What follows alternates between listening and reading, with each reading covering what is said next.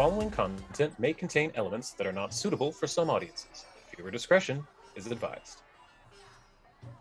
Welcome back to the Bard's Playhouse Presents Fists of the Ruby Phoenix, Episode 1, The Arrival. We just wanted to welcome you all to our temporary adventure path that we're going to be playing for a short bit until our own Ash gets settled in her new place. So what we have decided to take up the latest adventure path from Pathfinder and Paizo, the Fists of the Ruby Phoenix. So we will be having our same players as usual, but they will be coming up with new characters that we'll be introducing today. So without further ado, let's introduce our wonderful cast. First, we have Eldritch Sugar as Old Nan, or as Merla Thorngard. I messed that up completely. Thorngage. Merla Thorngage. It's lovely to meet you, dearies. I'm just an old woman who lives in the woods, and I'm here to help these young adventurers not die. Thank you. We have Shane as Sir Hop of Lilypond. That's right, Sir Hop of Lilypond. A knight of justice, or knight errant, you could say. I wasn't prepared for that, and I love it. We have Abe as Arond Cloudstriker. I need to do a voice. I haven't thought about this yet. Yeah. And Elliot as Bubblegum Sweet. Hi, I'm Bubblegum Sweet. Just, your gnome that just is cute as a button. As always, I'm Lumpy Bronzarm, and I'll be your DM for today. Long ago, in the far-off lands of Tiansha, a powerful sorceress named Hao Jin, the Ruby Phoenix, searched for power. Across Galarian she trekked, seeking artifacts, secrets, and knowledge. Her collection of magic items rivaled that of even the great vaults of Abadar himself. Over the centuries, Hao Jin realized that upon her death, her vast trove would be stolen, broken up, or simply lost to history. So a plan was made. Should Hao Jin ever die or disappear, the priests of Abadar are to set up a fighting tournament once every 10 years. The winners will be allowed to choose one artifact from the vaults of the Ruby Phoenix. 300 years ago, Hao Jin disappeared, and the Church of Abadar had only to assume she had died. The competition has been held every decade hence, and a winner found each time. Recently, much to the shock of the Abadarans, Hao Jin has returned to Galarian. The Ruby Phoenix has risen from the ashes once more. The Ruby Phoenix and the priests of Abadar have agreed to continue the competition, with only one small change.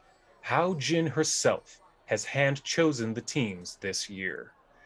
Dozens descend upon the island of Bonmu, nicknamed Danger Island, for the qualifying round. Who will make it to the top 8 teams? Who will claim victory? What treasure will be chosen from the vault of the Ruby Phoenix? We will find out in the upcoming game. We come now to you at the start of our adventure on the deck of the Candy Celeste, a large wooden transport ship sent east to the land of Tiansha and the island of Bonmu. It is early morning still, just after sunrise. The crew is busy making their daily preparations up on the deck and down in the bow and the stern. The captain is up at the ship. The first mate and the bosun are enacting their morning duties. All of you awaken to the gentle rolling of the ship and the sounds of the workmen on the docks. Each of you is laying in a bed in a room. You each have your own cabin quarters because this is a ship for people to travel on. It is quaint accommodations, nothing very fancy. This is not an expensive steamer ship or anything of the sort, but the accommodations are fine. They'll suffice for the situation. But you all wake up, each in your beds. One of you with your fox familiar on the other bed within your room, and you hear the bosun's whistle call to breakfast.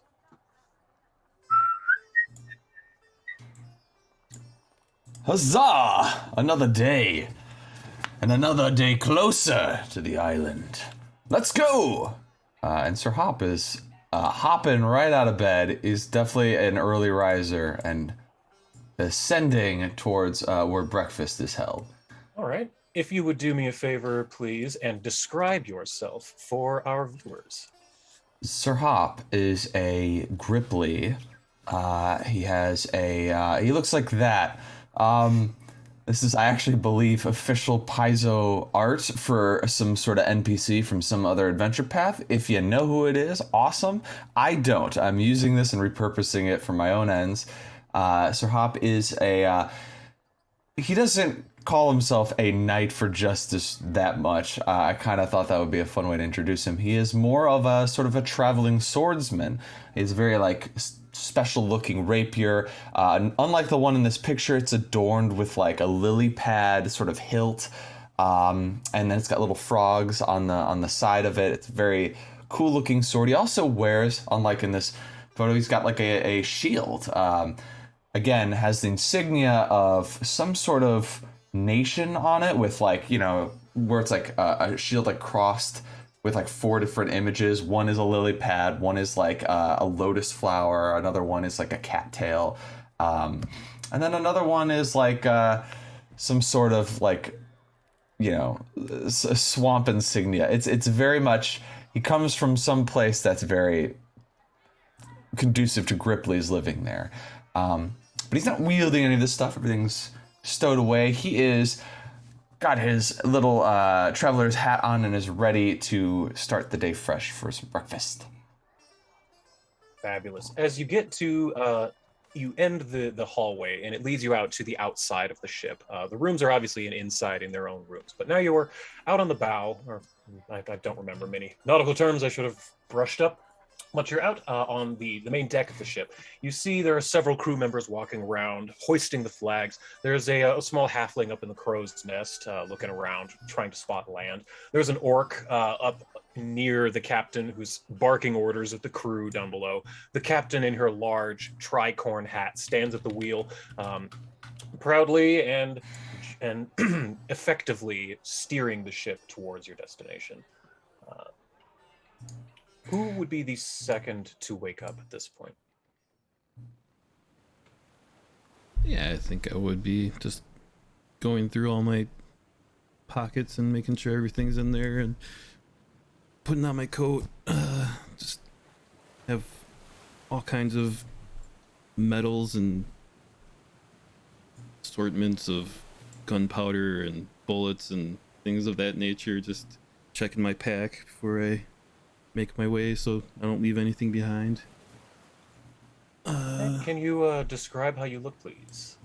All right. About 5'6". I'm a sylph, so I am a part air elemental human. My skin is a dull gray with like little lines of like almost tattoos, but like also kind of scars, but very like light blue. Hair is also a light blue, spiky, and being an air elemental, it always seems to like kind of blow in the wind, even though there isn't wind. It kind of like will swirl into like a ice cream cones once in a while. Just a large, big like cowboy duster, holster, gun in the hip, just ready to go, and got my glasses out because I'm not a big fan of the sun in my eyes. Wonderful. Yeah, as you come out, you see the same thing as Sir Hop. You see the crew members diligently working, the captain up at the wheel of the ship. You can see Sir Hop walking towards where all of you know at this point is the galley, one deck below you on the ship. But you do see him as you come out of the quarters, the residence I'm quarters. just carrying this giant bag that's heavy. Good morning to you, Sir Aaron. Hey, what's going on? Breakfast has been cold. We must keep our strength up for this tournament. Who knows how close we are to the island? I don't know. I'm not a navigator, but I hope they have sweet stuff. Good idea. I'll check with the navigator. And then he hops Nope. All right, there he goes. Over. Are you talking to the human or the orc? I guess whoever's. Would I know which one is the navigator? By this point, yes, you would know that the woman, the human, is the captain, and the first mate is the orc. Okay. I guess I would just start by saying good morning to both of you, and I'd take my hat off and do like a little bow. I say, what is our estimated time of arrival to the island? Would you surmise? The both of them, they were having a nice conversation, and they look to you, and they have met you once or twice by this point, and they greet you. Good morrow. And the captain says, the human woman with long, wavy brown hair and a blue tricorn hat, steely gaze, doesn't take her hand off of the ship, but she does take her hat off to kind of bow her head to you and says, Sir Hop, yes, well, I believe we are within several hours of port. We should be there by lunchtime today. And By lunchtime, I say. This is exciting. I'm not warm-blooded, but I could say my blood is boiling at the excitement of this. At that, the first mate, the orc man, who's large, muscular, not like huge like a normal orc, but he's very well toned. A couple of scars on his body, many tattoos. He's got a fine beard that's braided at points. And he says to you, yes, well, we've never been to such an exciting tournament before. I'm sure you'll do wonderful. Do you know what any of the other contestants are going to be like? Do you know what you're up against? Not a clue. However, I am sure they will prove most worthy adversaries, and if not, then I would question the judgment of the Ruby Phoenix. And yeah, the first mate just says, well, good luck to you. And he kind of chucks your shoulder. It's a little bit too hard. Yeah, Sir Hop is a light guy, so he, like, chugs him, and Sir Hop lands on, like, the railing, and he goes, thank you, and good sailing. Hopefully we don't run into any reefs or anything on the way there. And he, does a little hop down to the first deck. He says, well, Captain Candy knows these waters better than just about anybody, so we should be fine.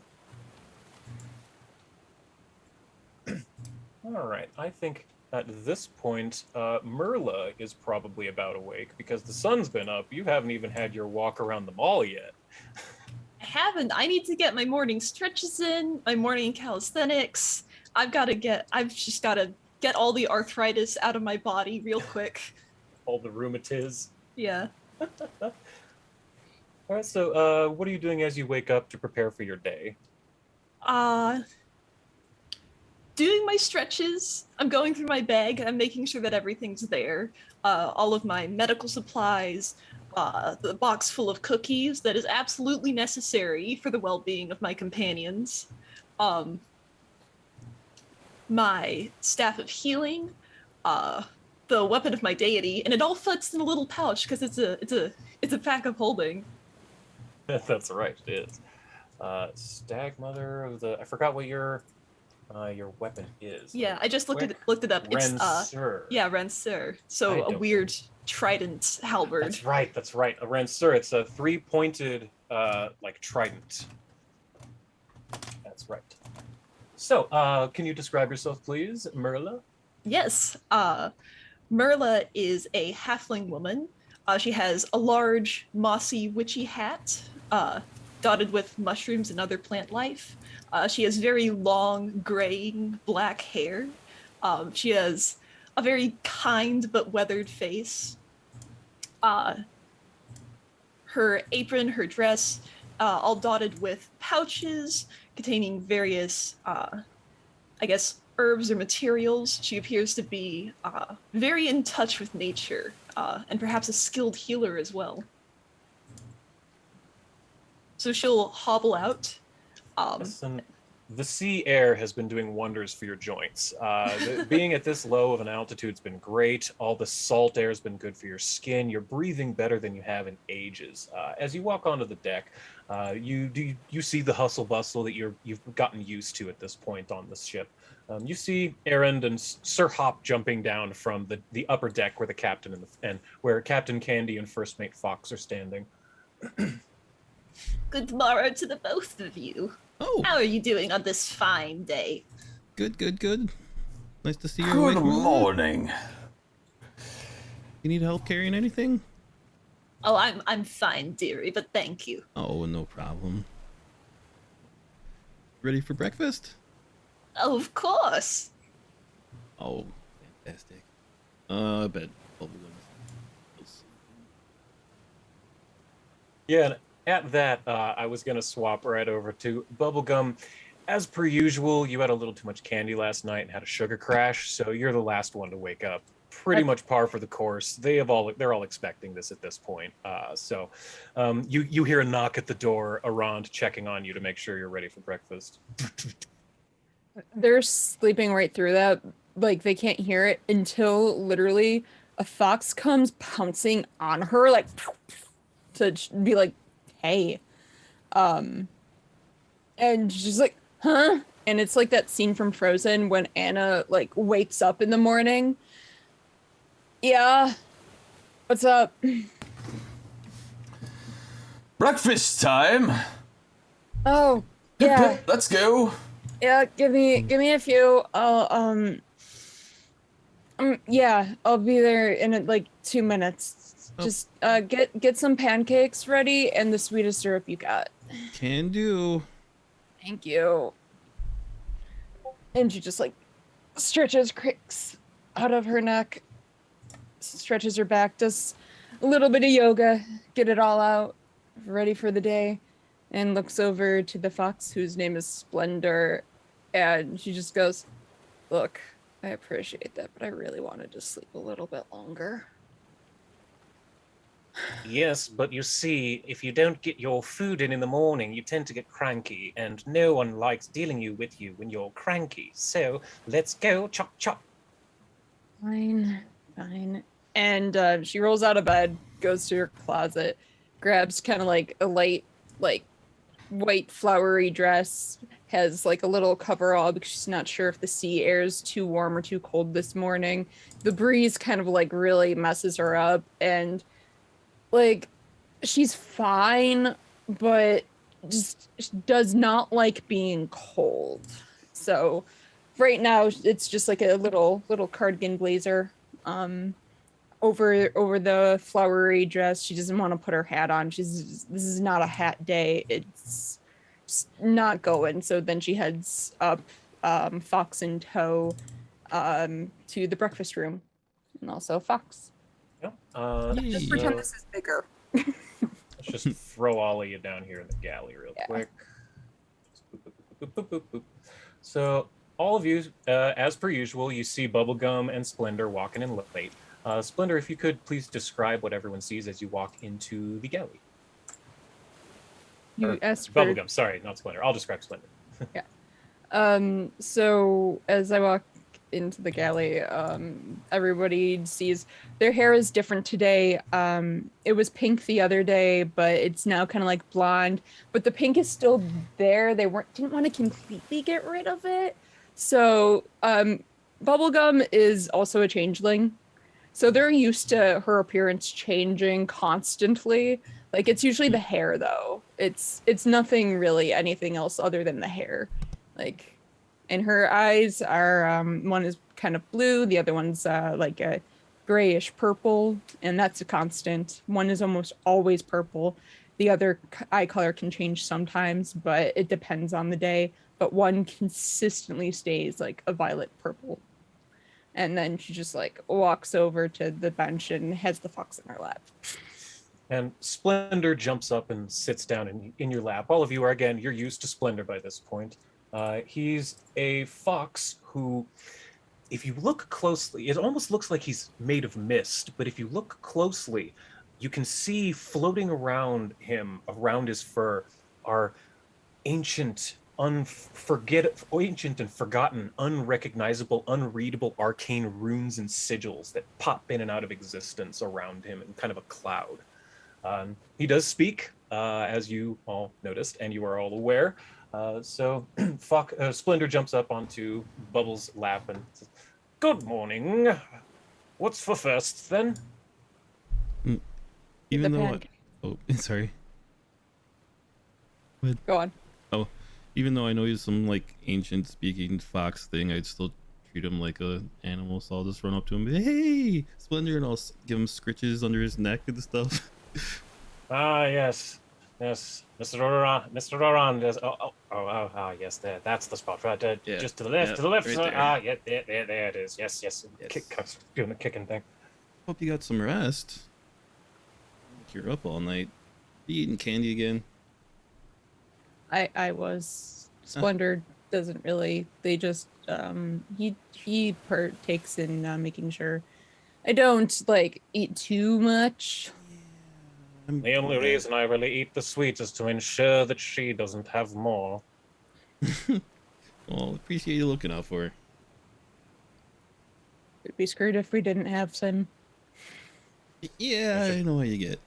She's far worse without them.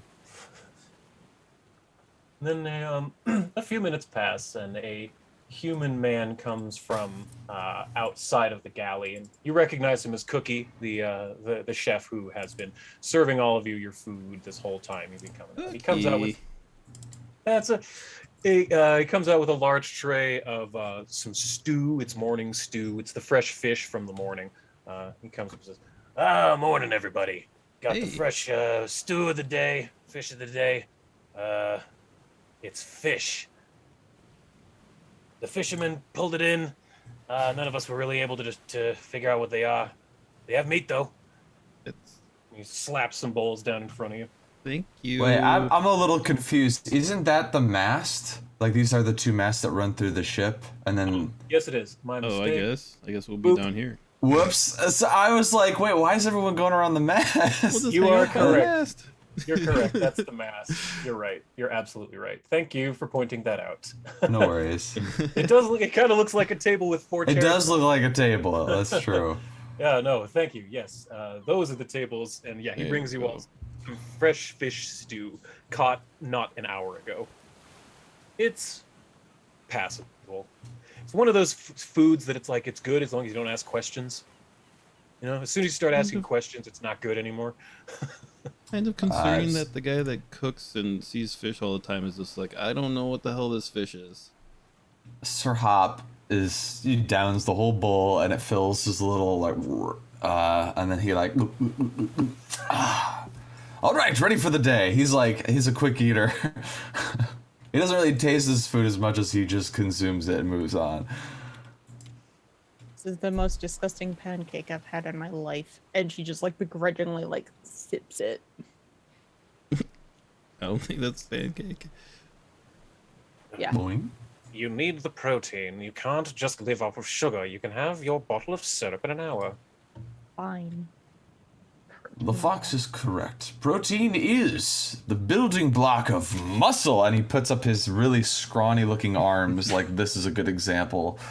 Yeah, you have as much muscle as I do. I understand. We got to keep our shape. It does that thing where you put your arm up and it goes, pew! Go give it a pinch, like, yep. Yeah, he does do like one of these to kind of like push it up a little bit more. Yes. Oh, that's just showing off. Come on. It's important to keep our strength up. They said by lunchtime we should make landfall. We want to make a good impression against these other contestants. We don't want to be underestimated. Yeah. Yeah, well, they're not ready for me. I hardly think anyone is ready for you, my dear. Ha ha! Yeah. Jump back up onto the deck. His excitement has overtaken him, and he like asks Captain Candy if he can help with anything. Actually, my dear, I think there might be a couple of jobs that we could have for you. Do you see Carrie up there in the crow's nest? He wastes no time. He immediately starts to clamber up, like a gecko up the side of the mast to get to the top of the crow's nest. When you get to the top, she goes, "Darling, could you please deliver this note?" I'm gonna use my tongue to grab the note, snatch it, and then yes. Then I'm gonna say, "Who for, by the way?" For Carrie there in the crow's nest, darling. Ah, right. Continues up. And as you get to the top, you pull up into the crow's nest, and you see this small halfling woman. She's black hair that's kind of in space buns at the back of her head, and she says, good morning, Hop. What brings you up here today?" Good morning. Today I take the role of messenger, and he presents the note as if he's like a mail carrier. Playing along, Carrie looks at you and says, well, thank you, good sir. And she reaches into her pocket and pulls out a silver and drops it in your hand and says, "Don't spend it all in one place now." Much obliged, my dear. I will put it to good use. Tears He up does a the little note. flip, puts it away. And Carrie opens up the note and starts looking around and says, okay. The captain has told me to watch out for squalls on the horizon, so it's possible that we might be coming into some weather. We'll see. Good to know, good to know. The salt water's not good for my skin. I'll take precautions. And he hops down. Fabulous. So back in the galley, Splendor is picking out pieces of fish from your bowl of soup there, Bubble, that you aren't eating, that you're kind of eating around. Splendor's just eating up all of that fish for you and says, well, if you're not going to eat it, then I will. So better not let this go to waste, then. Gonna give that to you anyway, so good. It's weird. I like the fish from the other day. This has got a funky flavor I'm not a fan of. And the chef doesn't even know what it is, and she just like, ugh, and the humidity today. I think the flavor is salt. Oh, that's why. That's what it is. Oh. Humidity, salt, oh. Awful. Did you sleep okay, Marla? Oh, I slept fine. Good. You know, the humidity, it's making my hair curl up even more. I think I'm quite stylish today, even. Yes, looks great. Yes. Looks amazing. Well, thank you. I tried. Merla, my dear, seeing your hair makes me as happy as a boy who thought a cat had done its business on his pie, only to find out it was an extra large blackberry. Oh, you. And then Splendor just kind of nuzzles his head against Merla. Aw. Also, the reason everyone can hear him is because he can speak common, because I know Yes. common. So Yes, he's everybody actually- telepathically yes. can hear him. Oh, is it telepathic or is he physically speaking? It's either one. It's your choice. We could do physically speaking. Okay. But he also has the ability to speak telepathically via touch. So Yeah. if you need to say something to Splendor and be secretive about it, you can. Yep. But yes, Splendor is physically talking with his mouth in common. Yes. Oh, cool. Oh, man. And I do agree that we need to make a good first impression. Yeah. I don't really look forward to hurting anybody, but heard that vault's pretty cool. There might be something interesting in there for us. Mm-hmm. What is it that all of you are hoping to find? I don't really know. I didn't think we thought about that. Just heard that there was a cool magic item that we could potentially use. At least I didn't have anything in mind. Well, from the tales I've heard of the vaults of Abadar, and even one built by a mortal, it should be pretty fantastic. Anything inside there, magic's beyond your wildest reckonings. I mean, the only thing I could think of is maybe something that's potentially really dangerous and keep it out of someone that's kind of a dick's hands.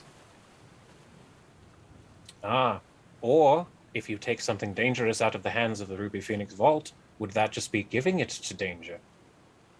Oh boy, I didn't think of that. All actions have consequences, Sir Errand, leaving the danger within or taking without. Yeah. Well, Or maybe we can make that decision when we get to meet our host. There's Yeah. multiple things. That's why it's so special. Maybe. we're kind of putting their lives on the line coming here to do that, so I would Yes. hope it'd be special. Sorry, I'm trying to find a thing here. No worries. All good. Yep. Sir Hop's just going on adventures without us while we're sipping on our gross Yes, stew. what is Sir Hops doing right at the moment? Let's see what he's doing. Oh, yeah, he's a little ball of excitement right now, so he's kind of hopping to and fro. He's helping rig masts and stuff like that if they need any help. Especially because they're looking for squalls.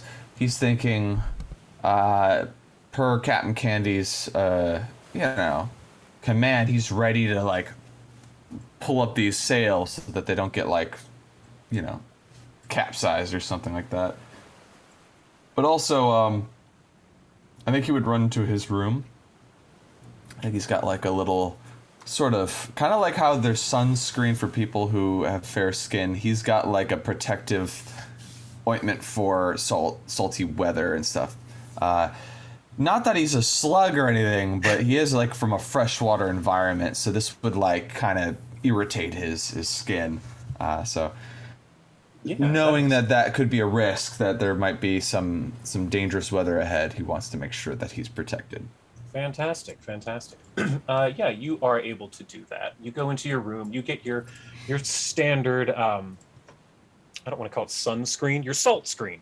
You get your salt screen on, it already you feel better. You can feel that you're less gritty. You can tell that your skin is breathing a little better because the osmosis is able to get the water and the air through that mucosal layer a little bit better. Hey, look at me knowing science words. But yeah, you're feeling a little bit better for the day, but you're being very helpful, helping with the rigging, helping pull ropes, helping raise the mizzen mast. I'm not even entirely sure what that means, but I like saying it. And yes, give me a perception check in the tower, Sir Hop. Oh, sweet. Check. That I wasn't ready for. Let's Me do either. it. I was like, oh no. Okay. Our guy's not like Zavid. He's not as perceptive. Yeah, you're right.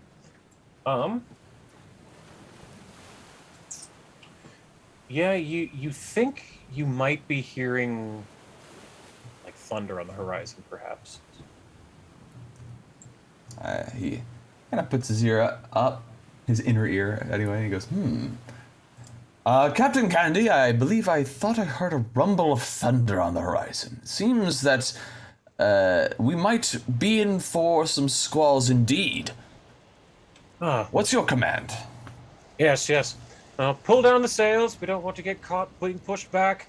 If we're coming into some weather, we need to slow down, stick to the shallows. You, mate Fox, get on it. And she nods to the first mate. And says, yes, Captain. And he runs off and starts to bark orders at the rest of the sailors to lower the sails, all kinds of things. Yeah. Offer a little help, but if they're all like on it and they're like getting quick, I think I'll go back downstairs to everyone who I believe are probably just finishing their meal by this point. Look alive, everyone! It seems we're going to be in for some stormy weather. Oh crap!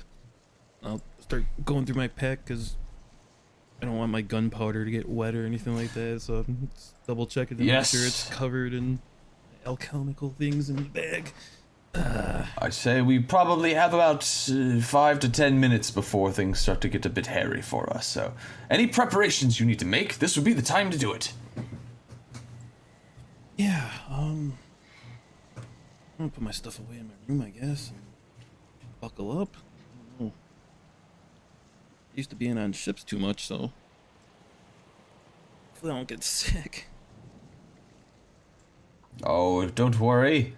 If you need any help, my people have a way of dealing with, motion sickness on the water. We used to have these river boats that we'd kind of ferry along, and sometimes the rocking of the river was enough to make one sick.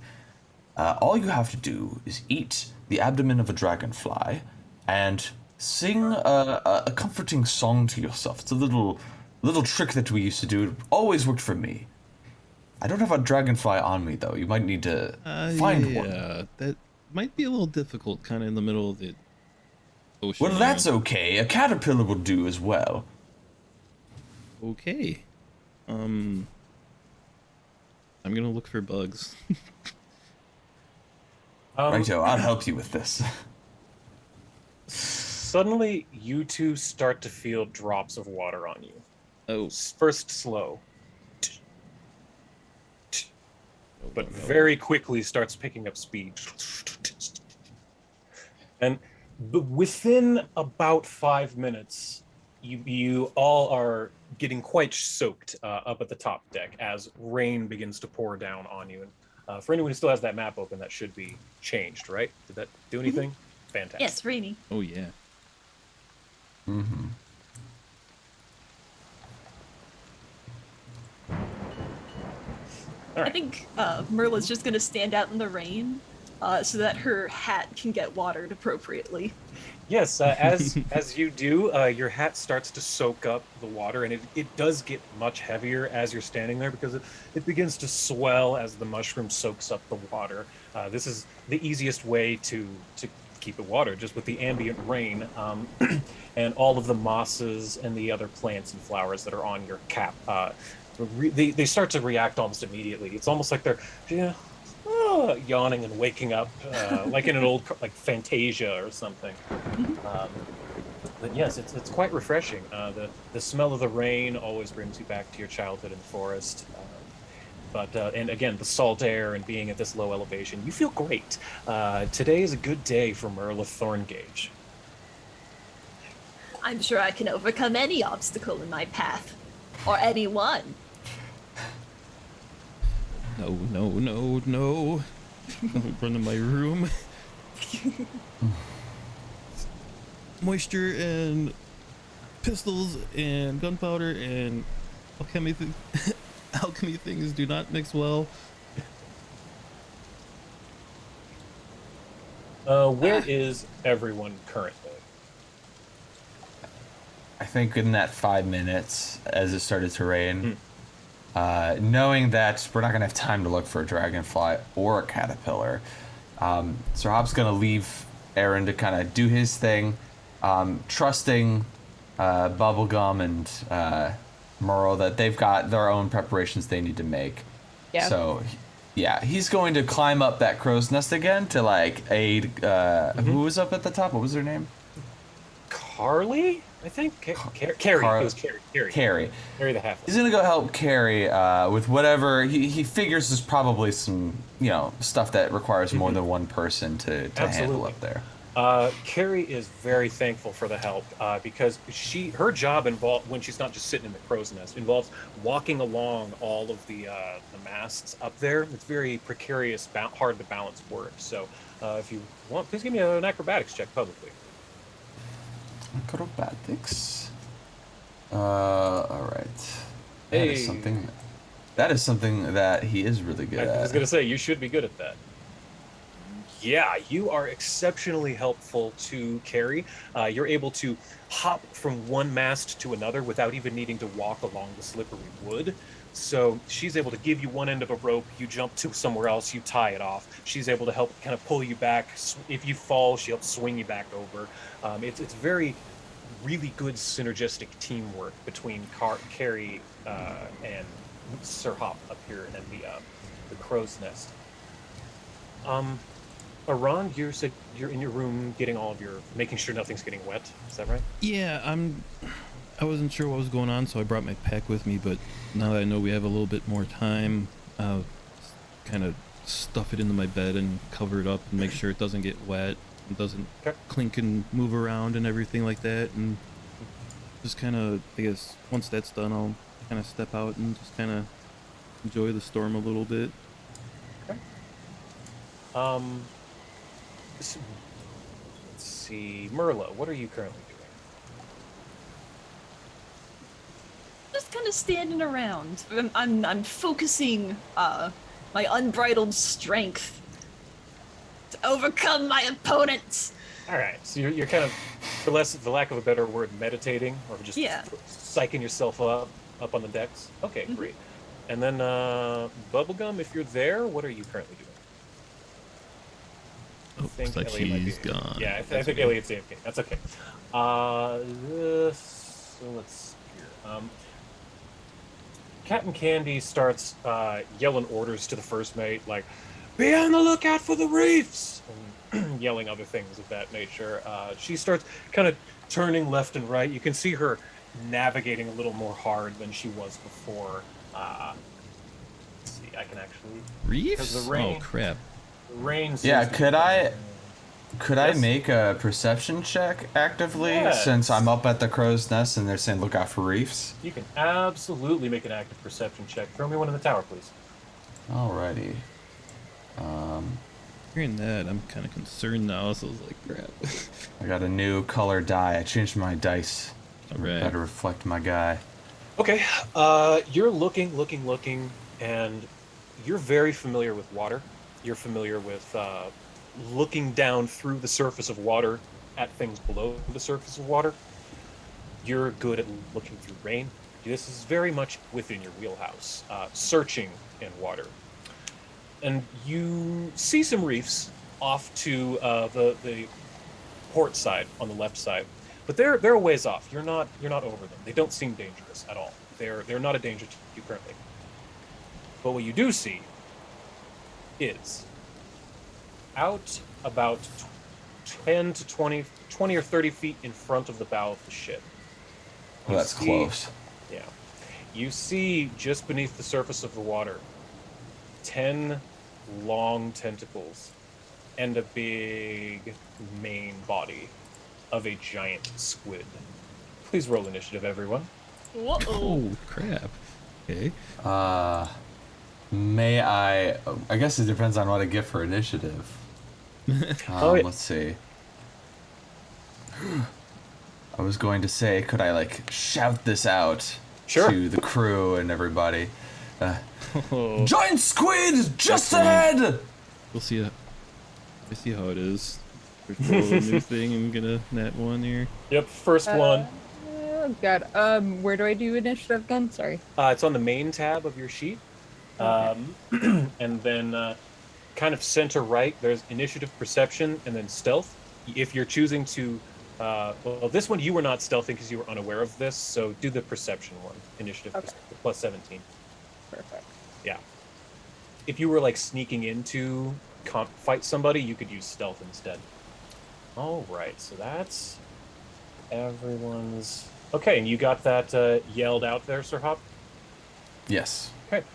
As you're yelling that, because you are so focused on the water down beneath you, you forgot to look up as two huge winged animals start flapping towards the ship from the south of you. They look God damn it. Oh my goodness. huge white feathered birds that are flapping towards the ship. Crap. The first one here, let's see. So, yep, this one's 5, 10, 15, 20. Oh man, this is 60. 5, 10, 15, 20, 60. Flying strafe, 2 stars. Okay, yes. So it's going to use flying strafe to fly straight past, let's see, that's Merla and Sir Hop, and gets to make, let's see, how does flying strafe work? Any two talon strikes. Okay, yes, I need to make a talon strike at each of you. So Merla. Wait a minute, I am up on the crow's nest. Oh, Does you're that right. elevation you're right. difference you're make right. a difference? You are correct. So she's not going to attack Merla. She's in the birds and Yeah, just me. Just Okay, Sir cool. Hop. So you're welcome, Merla, for him pointing that out to me. Okay. Don't hurt Grandma. Yep, don't hurt Grandma. Okay. Does 16 damage, and as a free action... Wait. Is it possible to raise my shield as a reaction? It is, yes. Would that put you... What would that put your AC at? It's +2, I think. Oh god, this is what I was afraid of. That would do it. Yep, that would do it. Mechanics. Okay. Look, on your AC is currently 32, right? Yeah. Yeah, so I got a 33 on my attack. If you raise your shield as a reaction, that will make your armor class 34, which will cause that to be a miss. I would like to do this. Yes, Please. so you have just used your reaction, but it misses, so I'm going to heal that 16 damage. You did not take any damage. As this rock is flying down at you, you see it coming. Just at the last second, you're able to deflect its claw off of you. However, it does grab Carrie in its other claw and flies off. No! That's the end of its turn, though. This second one is going to do something similar. It's going to be flying in, and it is going to attempt a flying strafe in between Cat and Candy and whoever this is. Is that Arand? Yes. Yes. So it's going to make a Talon strike against Arand. Ooh, boy. That's a hit. Yep. So you take some damage. Splat. And it is going to use Improved Grab to grab you as a free action. And it's going to attack Cat and Candy. And roll a natural 2 to miss. So it is able to fly to here. So you are currently in its talons there, Arand. That's the end of its turn. Right. Sir Hop, you are up. You had just enough time to react to that attack, and now you are pumped and ready. You're up. All right. What's the distance? 65 feet? Good lord. That guy is far away. Let's see. What can I do here? You're kind of not exactly centered, so I can put you there. That would put you within 60. Okay, You weren't centered on the 60. crow's nest, so That's yeah, fair. we can call it 60. But yeah, it has a 60-foot flight speed, and it was right next to you on its last action. So yeah, it's 60 feet from you. Ooh. I would like to disintegrate the rock as best I can. So I'm gonna fire off a disintegrate ray. Oh, This is boy. a spell attack for me. Okay. So yeah, you know how to do that. You play a caster. I have before. Let's see. We're gonna lock onto the rock. We're gonna rock on, Rock on. and then we're going to make the attack roll. Now this is 2 actions. Can I use an action to read a scroll of True Strike so that I might be able to have advantage on this roll? Yes, you may. I'm gonna do that. That's literally why you have 11 scrolls of True Strike. So yeah. Go Yes. So let's do 1. Okay, and let's try again. All right. So Okay. a 29, not a crit, sadly. Yeah. But now they get to make a Fortitude saving throw Well, half damage. for half. Ugh, bummer. I was really hoping I could get a crit, because that means even if they Yeah. saved, it would count as 1 degree worse, so it would be like a failure. That would have been super nice, but still, 10 damage ain't bad. Turn to powder! So you what does it look like? What's the spell look like graphically, like visually? So when he does a ranged spell attack, he does them from his mouth. So he doesn't actually point his sword or anything like that. He croaks up, inflates his little pouch, and then fires a green ray, like a piccolo, freaking like blast at this thing. However, this thing is using aerial maneuvers, and so even though it hits, it like hits the back, and then part of the ray like misses, so it only takes like the half the damage. As green smoke is coming out of his mouth, he goes, "No, damn!" That was great. That's the end of your turn. It is the squid's turn. Let's see, how fast can we move? 40? Okay, fine. 30? Sweet. Just enough to get to here. What is its reach? 25 feet. Fabulous. So this squid is going to attempt to attack the captain. Ooh, that's a big old nasty hit. Yes. And for that much damage. And then with its last action, it is going to grab. But it doesn't have improved grab, so it just grabs her. So it can't move. That's the end of the squid's turn. Bubblegum Sweet, you are now up. What would you like to do? This giant bird has just snatched your party member, Arand, off the deck, and it seems like it's about to fly off. The captain just got grabbed by this tentacle from under the water, and the person who your lookout from the crow's nest just got grabbed by a different bird that seems to be flying away. Oh God, that's a lot of options. Hmm. Who's closest to me? Would it be Erend? Rock 2 with Erend, yes. Okay, so how high are they up in the air? The rock is like 5 to 10 feet up in the air. It just snatched, it just grabbed him. It's very close to the deck. Okay, cool. So I'm gonna do Grim Tendrils. Nice. And slash at it to, like, have him get dropped. Okay, great. That's perfect. That's a really, really good use of that spell. Yeah. Grim Tendrils. So you're a caster, so I'm going to have to... You've never played a caster before, especially in Fantasy Ground, so I'll have to explain how this works a little bit. Okay, so click on your token. Just on the map, your little character. Yep. Okay, now control-click on Rock 2, the big bird. See on the combat tracker where it says targets Rock 2? That control-clicking makes something your target. So, now that it's your target, go over to your character sheet on the Actions tab, down under the Grim Tendril spell. Over to the right, you see the little magnifying glass icon? Click that. Now, do you see where it says Fort DC 30? Oh. You can drag that on top of the bird, or you can just click the little D20 since it's your target, and that will force it to make a save. Okay, it rolled really high. I got a success, which is half damage, so still some damage. So now click where it says 2D. Oh yeah, it's the first level. 2d4 negative. Click the blood icon to the left of 2d4 negative. And now click the icon next to 1 persistent bleed, the little blood icon. There you go. That's how you cast that spell. Okay. See how that works? Yep. It takes some practice, but there you go. So, Grim Tendrils, does that also...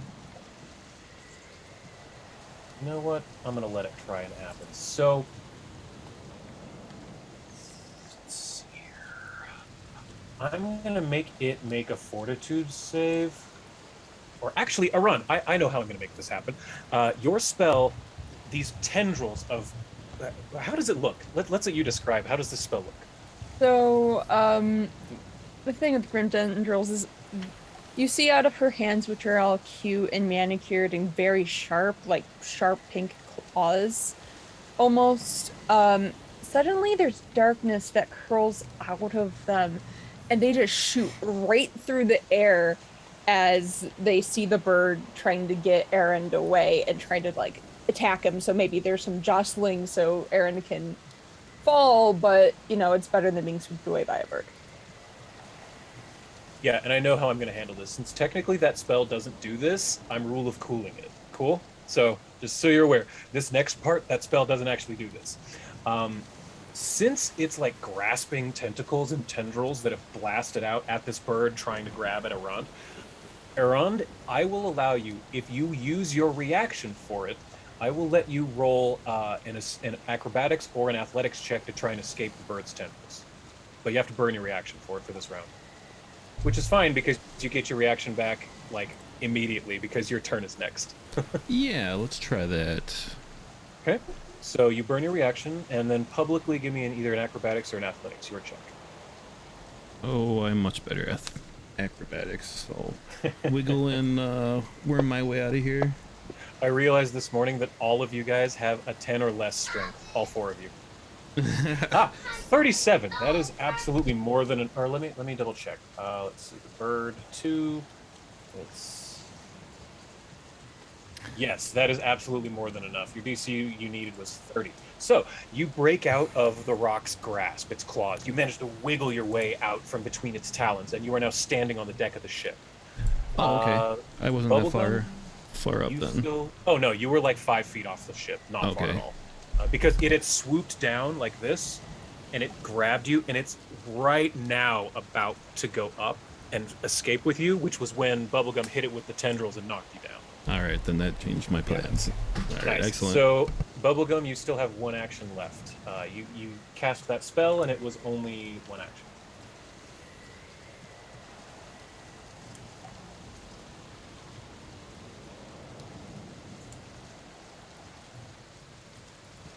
I think you're muted or something there, Elliot. Oh, I am. Okay, so, yeah.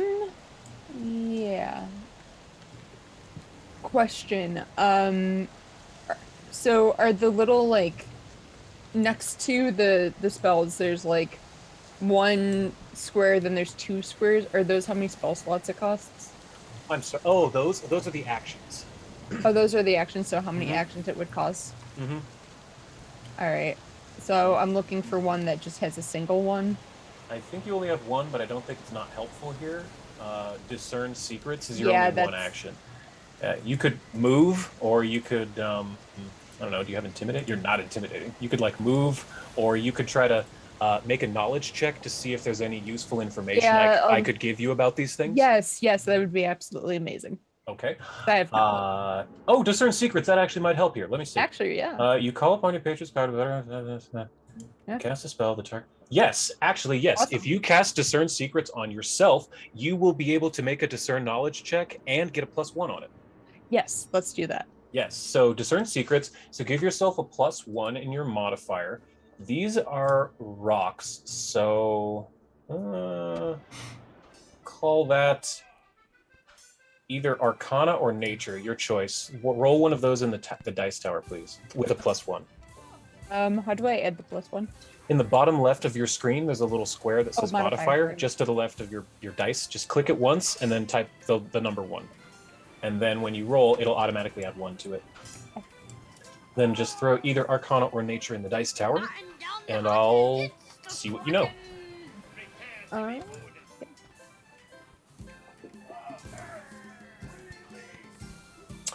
I'm just going to tell you straight up, you rolled a 40, so what do you want to know about these things? Ooh, boy. All right. Either the rock or the squid, your choice. I want to know more about the squid. Okay, what do you want to know about the squid? Would I know if it's just like a normal type of giant squid, or is there something more special and kind of messed up about it? You are almost positive this is a natural creature. Okay, so there's nothing about it like magic-wise or anything like Doesn't look like it, no. that I want to know. Okay. Yeah, Just so I looks just like an kind of animal. want. Okay, so I wanted to make sure there wasn't anything we should be worrying about, like, you know, extra things that, like, being enchanted or something. The fact that the place you're going is nicknamed Danger Island comes to mind. Yeah. That's especially why I'm just like making sure it's normal pretty danger. much, you are highly confident that this is just a shitty timed animals trying to eat. You know, you're caught in a hunt. Okay. All right, Yeah. I'm less concerned. Yes. If you want, I will let you know one other piece of information about the squid since you rolled a crit on your knowledge check. So, like, if you want to know, like, how many hit points it has, or what its AC is, or, like, what its worst saving throw is, something like that. What's its AC? Its AC is 28. Okay. But yeah, that's what you know about it. This seems like perfectly normal predators attacking prey situation, and the 28 is the squid's AC. That's cool. And Splendor is an independent familiar, so if you want, Splendor can do one action without you doing anything. So he can like move, or it's not much, but if you want, Splendor can do one thing. Yeah. Do we have what his ability stuff are anywhere? Yes, I put them on the notes tab of your character sheet. Excellent. Independent, speech, touch telepathy, spell delivery, and spell battery. Yes, let's and it has 2 actions. It'll have 2 actions if you use one of your actions to give him a command. If you don't use an action to give him a command, I mean, he automatically gets commanded anyway because because of independent. Mm-hmm. Yeah, so he gets 1 automatically, and if you use 1 action, he can have 2. It's just like an animal companion. Oh, okay. I don't usually have those. That's true. That's true. So spell delivery is kind of like pointless. At the moment, yes, that wouldn't help. You know, if so you said I can move him or what? He can have 1 action, so Splendor could like move or hide within your cloak, or I don't know. Yeah, we'll have him hide because he doesn't want to be free. Cool. All right, It so reminds him of the hunt. Oh no, Your Highness, this reminds me of the hunt. All right, so that's the end of Bubblegum's turn. Arand, you are up, and you are now standing on your own 2 feet on the deck of the ship. Yeah. There is that giant rock right there up in your grill. All right. I am going to, let's see. So this thing's only like 5 feet up. Yeah, it's 5 feet away from you. You're within melee reach. Okay. So then me shooting its wings wouldn't really do anything. Don't you have like tumble behind or something? Couldn't you like tumble out of the way or move? I guess even you're not grappled. Yeah, I'll get out of the way then. Let's see. Move back this way. And then let's fire a shot at it.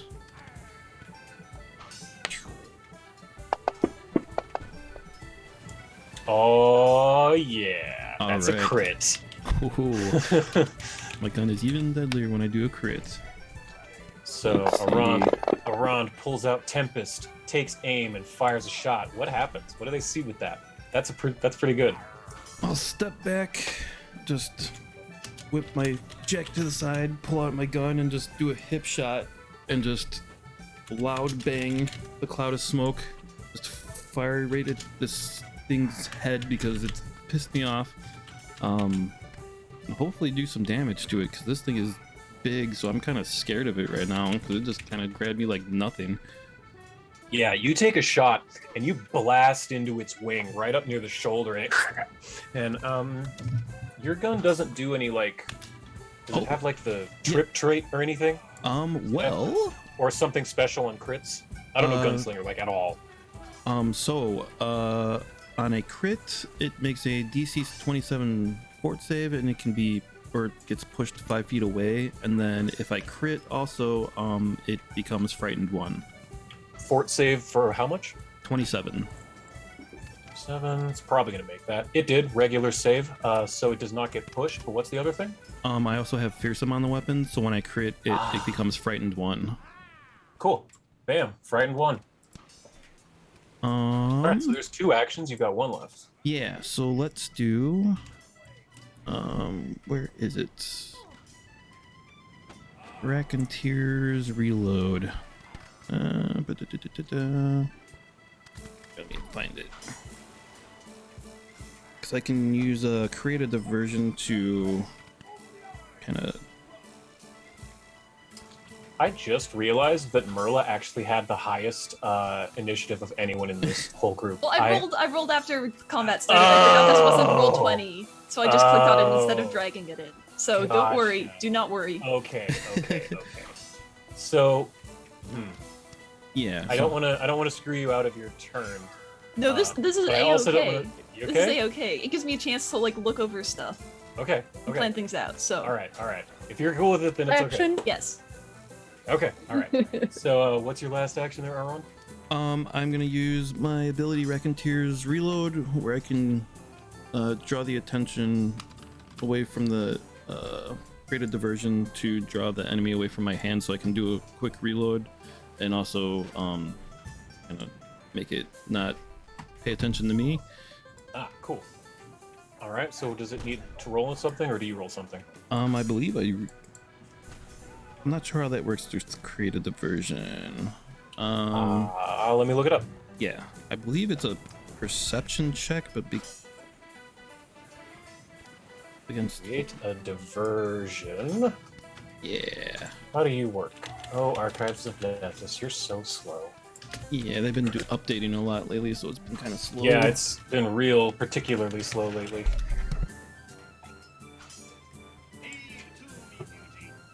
Last night, the pictures took forever to load. I'm like, did my phone just error out, or? Yeah, really. Come on, Nethys. What the deuce? What the deuce? What the With the deuce. Yeah. For now, let's just say it works, because Archives of Nethys is not working, and I can't figure out... Oh, there it is. Blah, blah, blah. Attempt a single deception check and compare it to the perception DC. Okay, so roll me a perception check publicly because you'll know if it works immediately. And then I believe First. they get a +4 to their perception, but because I have a feat called Confabulator, they only get a +2.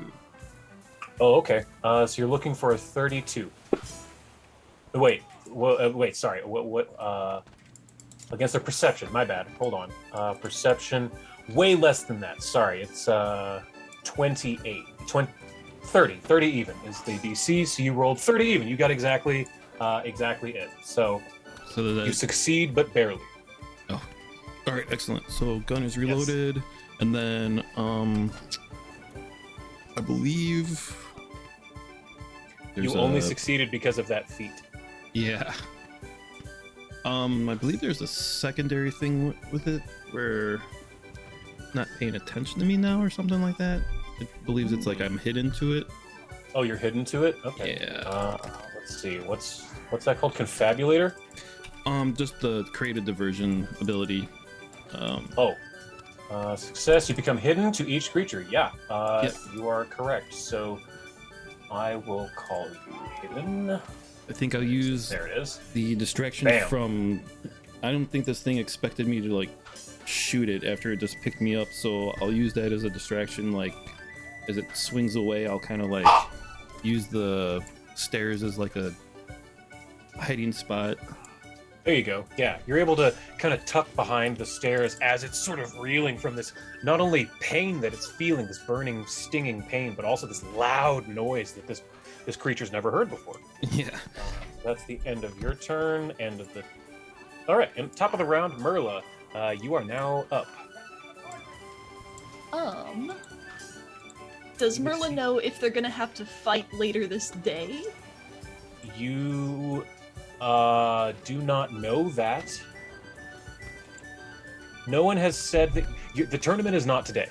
I'll tell you that much. Yeah, the tournament is not today. There is a preliminary qualifier round. There's 32 teams who are in the qualifier. Only 8 actually get to go to the competition.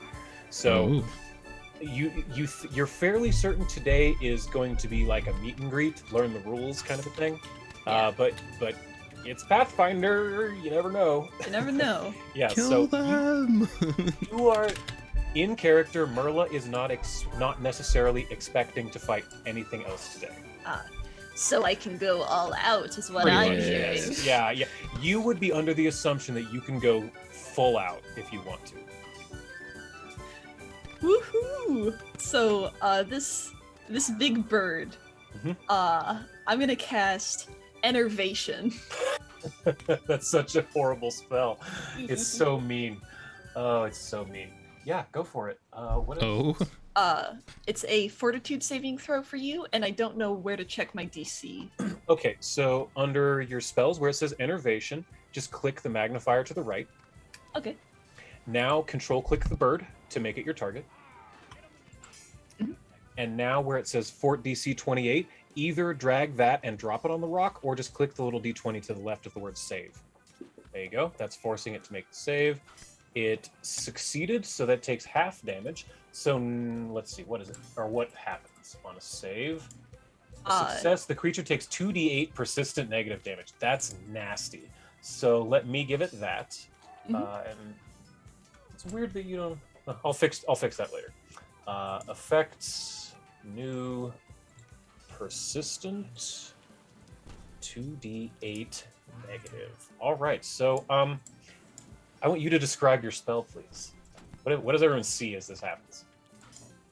I think that Merla reaches into one of her pouches, pulls out this glittery powder, kind of balls it up, channels some energy into it, and a piercing bolt of energy just springs forth from her direction and right through the chest of this big fucking bird.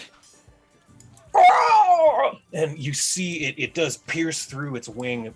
You actually aimed for the spot that Aran shot earlier, and you managed to get it to go all the way, the rest of the way through the wing. This rock is not having a good time. It's not bloodied, but it's not liking what's happening here. And you still have a single action.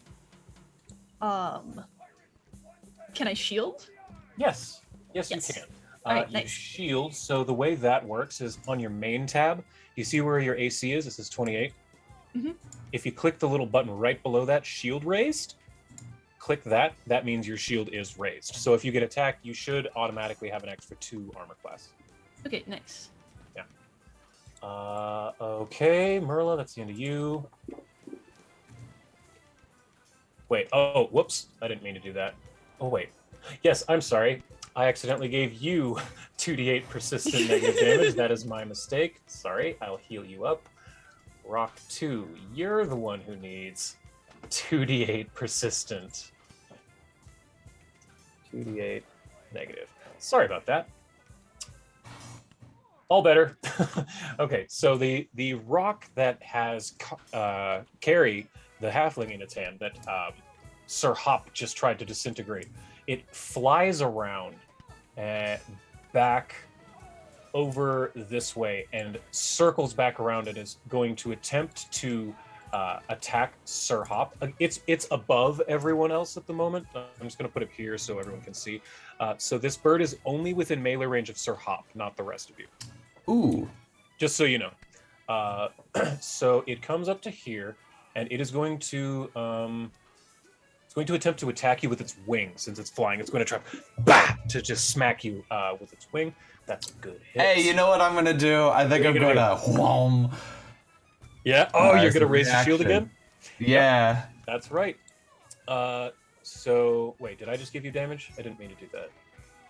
No, I gave it damage for some reason. Hold on, I just fucked up a thing. There we go. Okay. Now it's injured. All right, sorry about that. So it flies up and it tries, as it's flying past you, it's going to try and smack you with its wing. You can see that this thing is going to try and knock you off of this crow's nest. You see it coming, so you brace yourself with your shield, and once again, conk, you knock its wing out of the way, and it does not make contact. That is the end of its turn. That makes it the second rock. This one is not happy about all of this shit that just happened. So it's going to land on the deck. And it is going to, let's see, it can move. That's good. So it's going to move 5, 10 to here. Let's see, who hurt it most? That would be Aran, but he's hidden from the bird. So the most recent damage was Merla. So it's going to attempt to beak over at Merla. Mm-hmm. 38. That's quite a big one. Oh, let me Hang see. on. No. Your shield is raised. Your AC is 30. That should be a regular hit. I don't know why it didn't calculate your shield being raised, but that's it's the shield spell and not a I know physical shield. the shield spell, yes, but that's enough to make it a regular hit. That should, yeah. 1 sec. I'm just gonna re-roll it on you until I get a regular. That way it won't. That way I can roll regular damage. There we go. Okay, so Beak, Merla, Pow.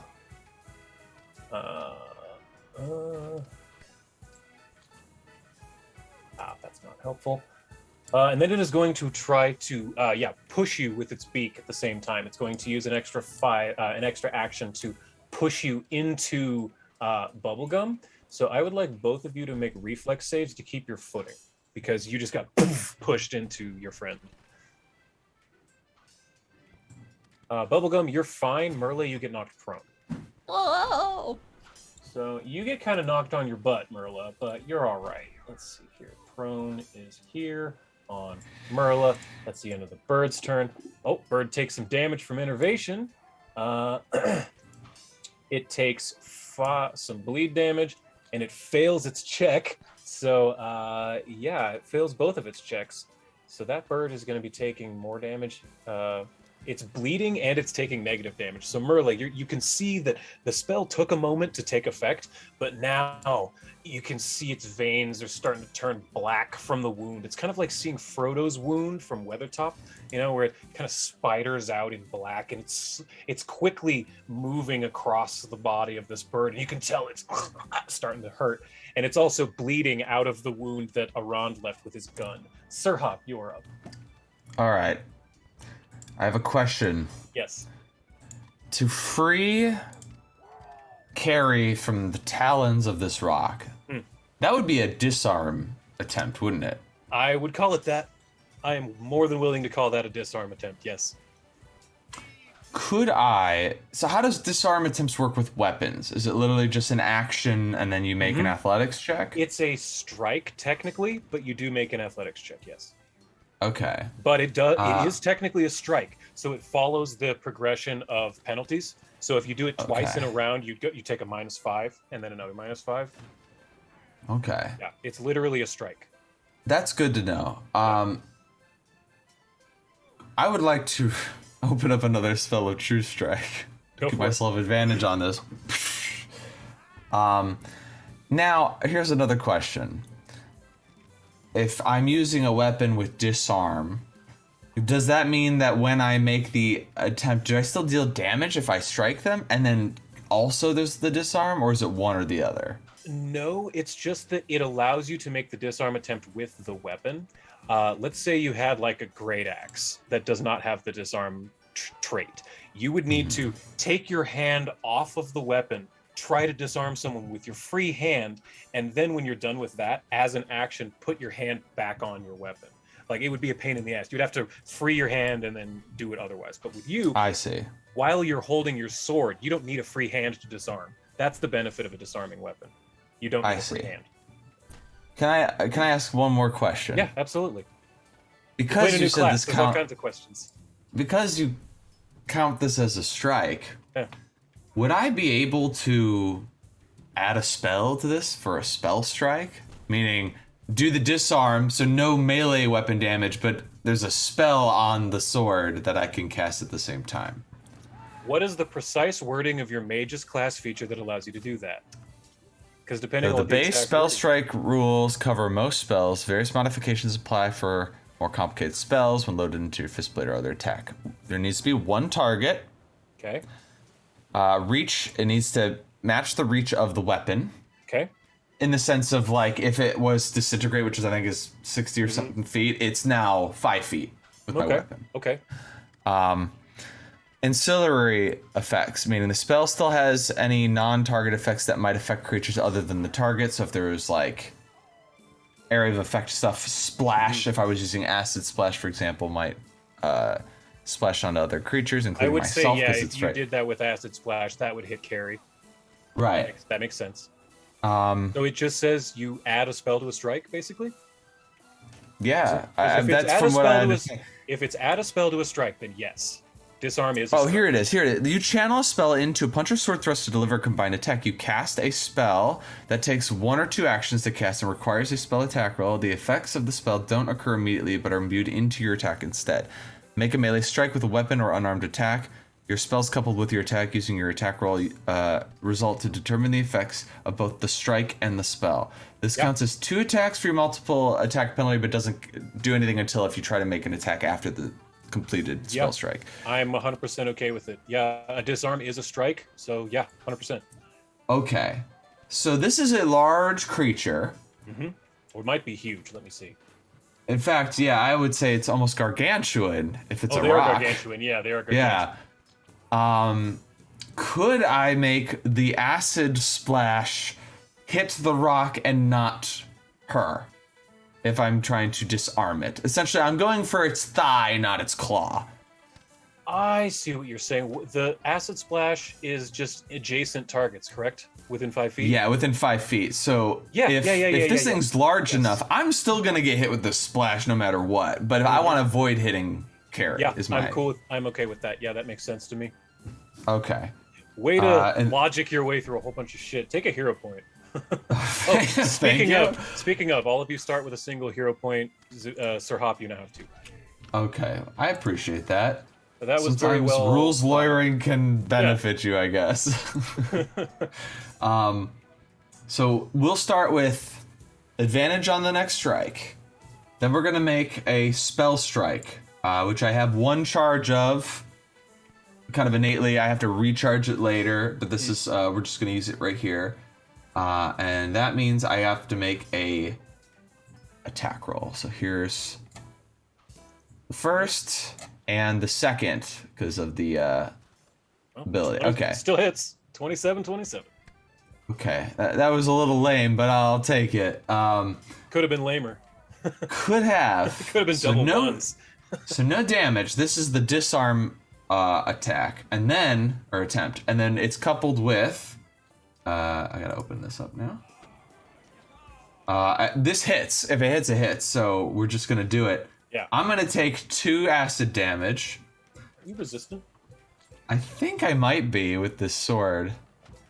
We gotta double check on that. Here's. Is it really just 2d6? Heightened at 5th level? 5th level. The initial damage increases to 2d6 plus your spellcasting ability modifier. The persistent damage increases to 3, and the splash damage increases to 2. So yeah, it takes the 2d6 plus 4, and then it also takes the persistent acid. So click the magnifier next to acid splash. See, oh, that's only on a crit. The persistent. It's on a crit, yeah. I see. So the splash damage.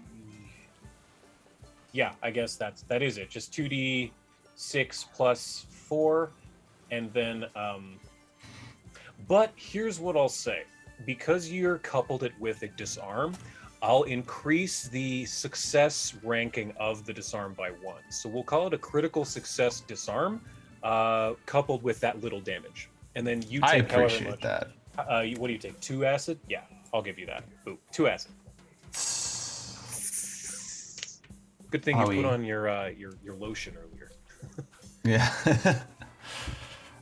Anyway, that's everything I could possibly do this turn. I just wanted to drop Carrie if I can make that happen. Critical disarm. I'm looking it up. I don't remember what it does. I know that a success gives you a +2 on successive unarmed checks. Does this critical mean it actually drops the thing? God, this is so slow. Okay, well, I'll come back to that in just a moment. Now it is the squid's turn. The squid has the captain grabbed, if I remember right, which is not super good. Okay.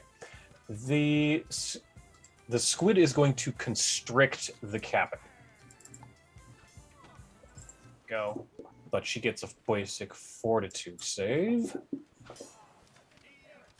Cool. So the squid is reaching its tentacles up and kind of grabbing the captain and squeezing Captain Candy, and you hear her crying out, "Ah!" a little bit. As she does that, you hear First Mate Fox go, "My darling!" And he runs up behind Arand and kind of comes up to the squid, and he starts hacking at its tentacles with just a big knife that he has. It's not really making attacks. He's just kind of hacking away at this thing as best he can. Squid, though, is going to attempt to tentacle him. And miss. Great. But it is also going to attempt to tentacle over at that would be Arand, because you are not hidden to it. Come on. Barbed tentacle. Nope, just right the rock. Yep, you're only hidden to the rock. Mm-hmm. Oh, it's a miss still. Excellent. Ooh, just barely. Yeah. Shit. Yeah, but it's still 24. I thought your AC was higher than that. Whoa. Yeah, it got a 24 on its attack to hit you, but you are... Oh, I see. The second one was because you were hidden, but you shouldn't have been hidden to it. Either way, it missed regardless. So, Bubblegum, it is your turn now. And you're muted. Nothing hit me yet, right? That is correct. Nothing's hit you. Okay, just making sure. Is anyone which the one that's close to me, is that on the ground? I think I remember one of them was on the ground. The one that is south of you, below you, Rock 2, that one is on the ship. The one that is directly to your right, Rock 1, that is way up above you. That's up at the mast, like the crow's nest. Okay, so what I'm gonna do, I'm gonna stay in place, but I'm gonna have Splendor deliver a spell over to Rock 2. Great. What spell do you want him to deliver? Let me just double check. You have some fun ones. I do. We're gonna do Cloud Kill. It has to be a touch range spell. Has to be touch range. Yeah. So like Vampiric Touch would be a good one. Actually, yeah, that was the. Okay. Wait, hold on. Yeah, it has to be a touch range for. How do I know if it's touch range? When you click the little dragon icon to the right, the red square, Will it say touch? it'll say range touch within the description. Okay, hold on. Gaseous form is another one. You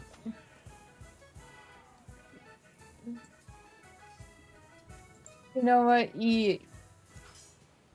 Yeah, let's definitely do Vampiric Touch then. Vampiric Touch? Okay. Yeah. So, Splendor, how do you give us a visual of how you cast a spell into your fox? Like, what does this look like? Currently, he's hidden underneath. So I find where he's hidden because I can obviously feel him because he's like hiding against me.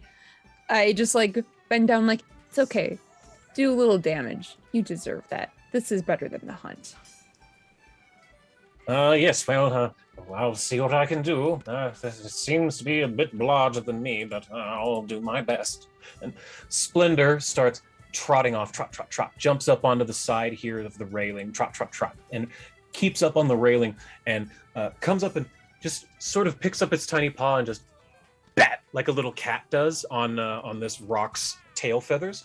And as it does, you see it's like when you touch a doorknob after scooting along the carpet, you see a tiny little just go from the paw to the tail feather. But as it does, it shoots out like a fractal of lightning inside of this bird of negative damage as it goes. So go ahead and to the right of Vampiric Touch, click the little magnifier. Now click the little D20 that's next to Fort DC 30. There you go. So that's making it. Oh, hey, it failed. So that's going to take full damage from this one. So now click the little blood thing next to 6d6 negative. Skadunk. Okay, so not only, and in addition to all of this arcing negative energy pulsing into this bird, once the like fractally lightning gets to its face, it shoots out of its beak directly back at Bubblegum, and you gain 11 temporary hit points. Cool. Yeah, so that's all three of your actions. Two of them to cast Vampiric Touch, one of them to command Splendor to walk over and cast it on the rock. Great uses of your turn. Aran, you are up. If you're there, Abe. Yeah, 1 second. Nice.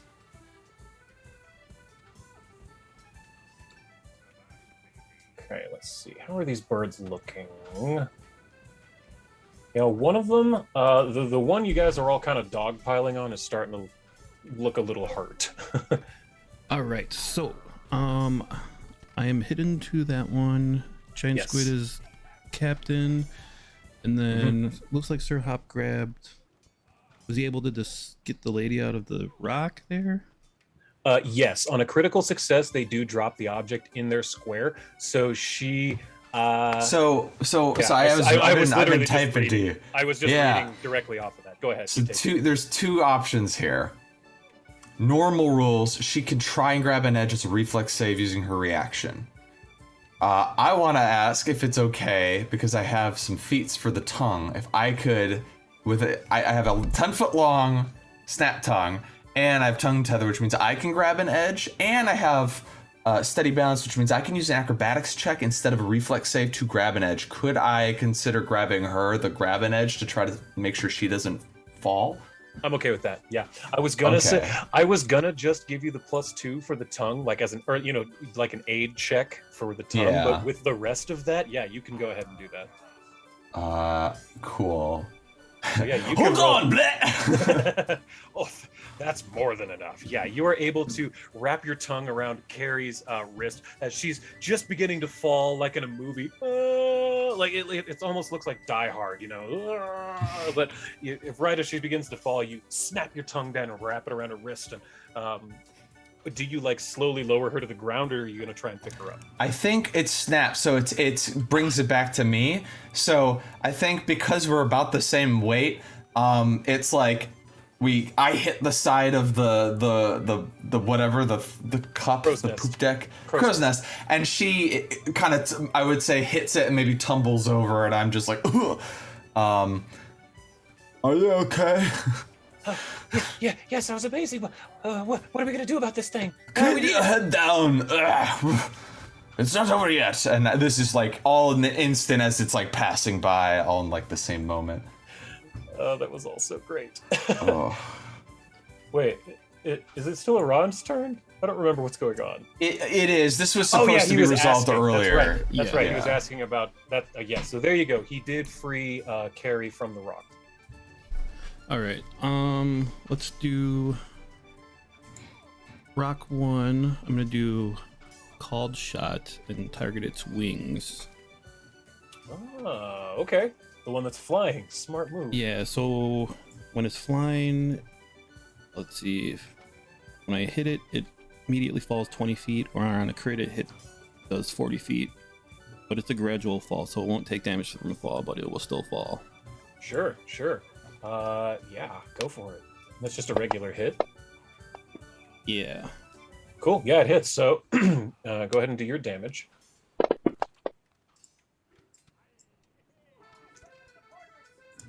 All right.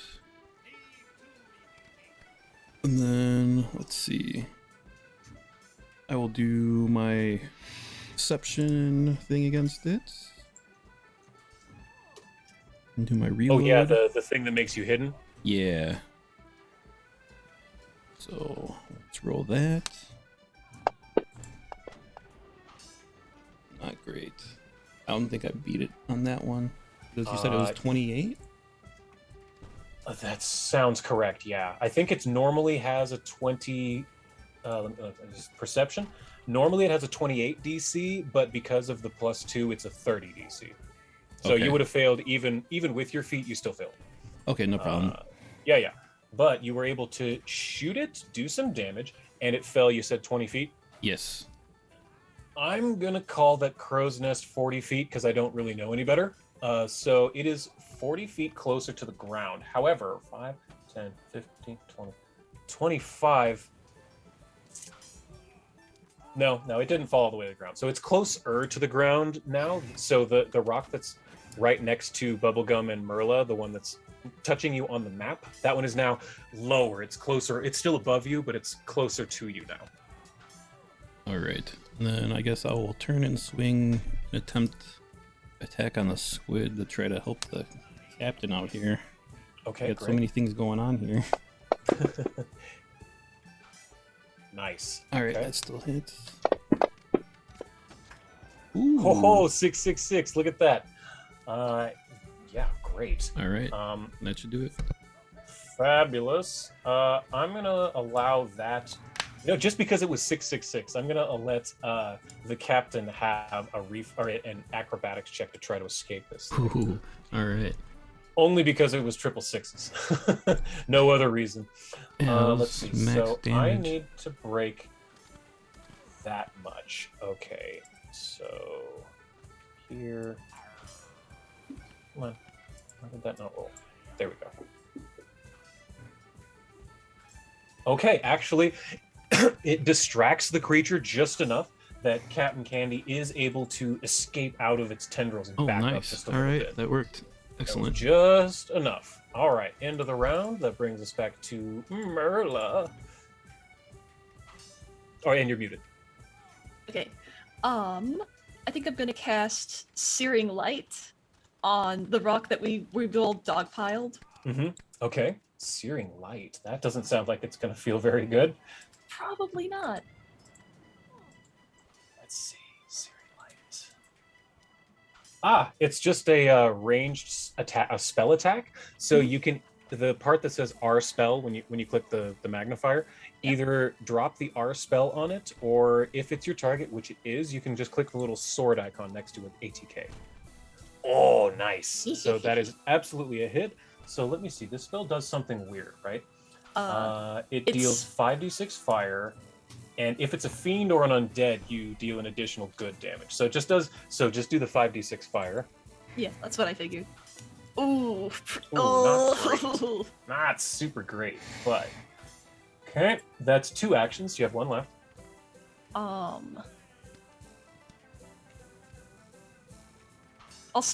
stand up from being prone. How about that? Perfect. Yes. So let me take prone off of you, and there's nothing near you to take an attack of opportunity, so you do not. None come your way. That's the end of that. This rock's turn. So this one just fell 20 feet because it was shot, right? Yeah. So it didn't like that one bit. So it's going to swing around over to here and land on kind of the railing of this ship, and it is going to attempt to talon at you around. Oh wait, you're hidden to it. But it can still make an attack. It just has a flat check it needs to make. So we'll see. Oh, it straight up misses. Does not matter. And it's going to try again with a wing attack. Are you still hidden around? Yes, you are. Okay. So it's going to try once more with a talon. A hit, but we'll see if it...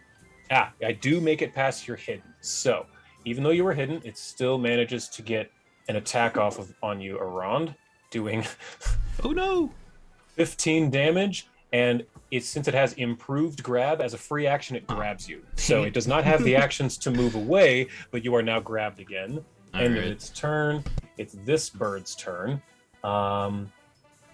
It's not sure what just happened to it and why it hurts so bad. So it's just going to walk down this way and start attacking whatever. Or no, it's going to flap and start to fly up again. It doesn't like being on the deck of this ship. And it's going to use flying strafe to go this way and attack both Bubblegum and Merla. So let's see, it flies up to its speed. So it was here. So 5, 10, 15, 20, 25, 30, 45, 60, right there, and attacks both of you with each attack takes the normal attack penalty. All right, so the first one that attacks then is 2 talons. Okay, first one is going to be Merla. Ooh, that's going to hurt. Ooh.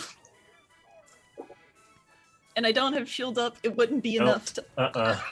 Nah. But you can use... Oh, wait, no, yeah, it has to be up. Never mind. So you do take that damage fully. And then the second one is going to come into Bubblegum. Oh, that was a straight-up miss. Okay, end of its turn. It takes some damage from Bleed and from Enervation. And it fails both, so it is going to continue to take negative damage and bleed damage. Fantastic. Sir Hop, you are up. All right. Seeing that Carrie, I don't think Carrie's a combatant. I think they're just a sailor, right? That's right, yes. Carrie is very much just a sailor. Yeah, so I'm like, stay low! And then I'm going to see this one over here, rock number 1 that I've been sort of harassing, and I'm going to leap at it. Nice. Banzai! Jumping down with my sword.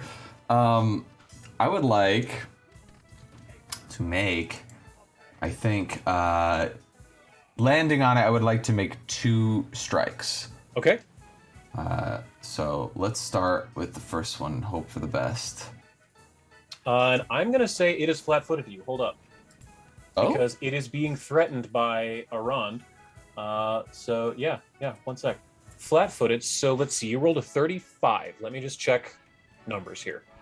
So, its AC is that. So that's a crit, man. That changes it to a crit, so hold shift when you do your damage. It's precisely a crit because it's flat-footed to you. Holding shift. Oh, yeah, there you go. Scoosh as you take your leaping jump off of the crow's nest and slice into it. I forgot about my special little sword. I used Acid Splash for the sword, which means I also deal 1d4 of acid damage on top of that. So that's right. Just throwing that in there. Wait, does a crit double that too? Yeah, I think so. So just roll another.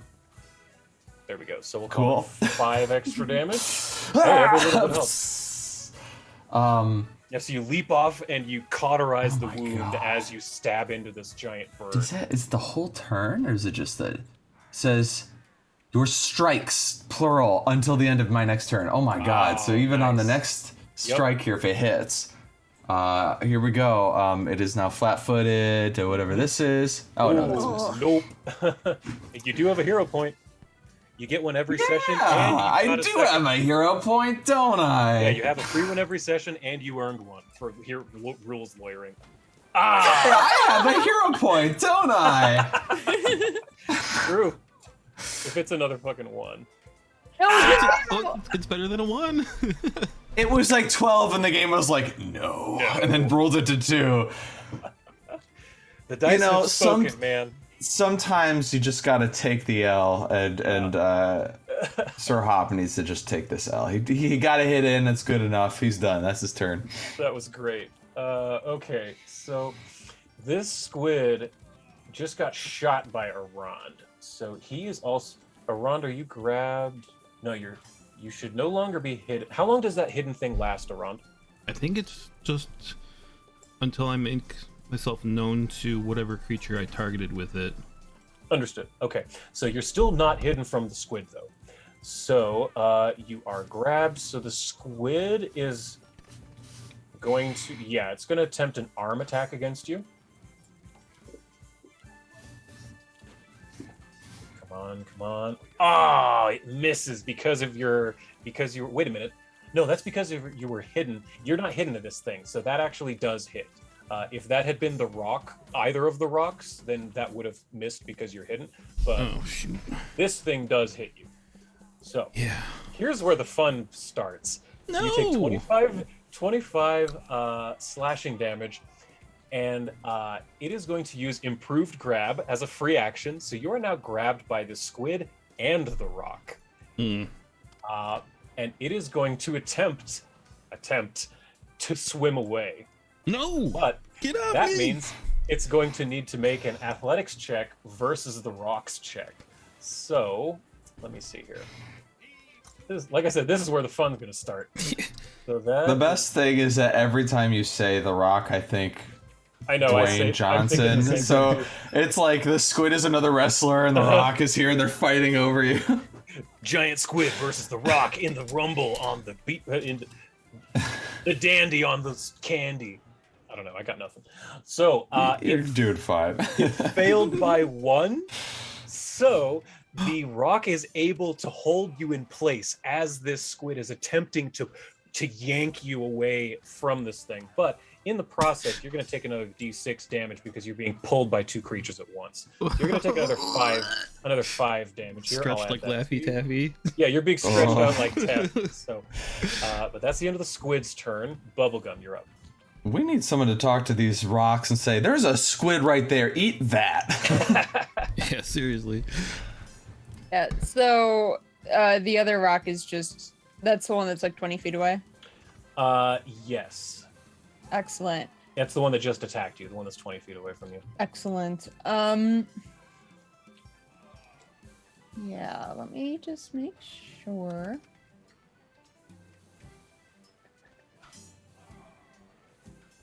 What do I really want to do? See, I have options. You have so many options now, I have so many options. But blood was drawn. From you, yes. That I should have mentioned that. Yes, so you can use your reaction from its last attack. And yeah, I'm gonna. Yeah, okay. Yeah, I want to use my reaction from its last attack with. Yeah. Yeah. So you're using Blood Vendetta. Yeah. So go ahead and click the magnifying glass next to Blood Vendetta, and now make it take a will DC, the will save, DC 30. That one. Okay. Is that just by clicking the die? Yep. Or... Yep, it's your target, so it should automatically force it to take that. It fails, so Blood Vendetta makes it take what? 2d6 bleed damage. That's right. So rock number 2 needs to take... cool. So this one was already... You're going to like this. It was already taking 1 bleed damage per round because of your tentacles from earlier, the grim tentacles you cast. Persistent bleed does not stack. However, whichever's higher takes over. So earlier it was taking 1 bleed damage per round. Now it's going to be taking 2d6 bleed damage per round instead. Cool. So This is my reaction. This isn't even my turn, is it? yeah, that was your reaction from last turn, actually. So now that it is your turn again, your reaction has reset. So if you get attacked again, you can use it again. Anyway, now it's your actual turn. Yes.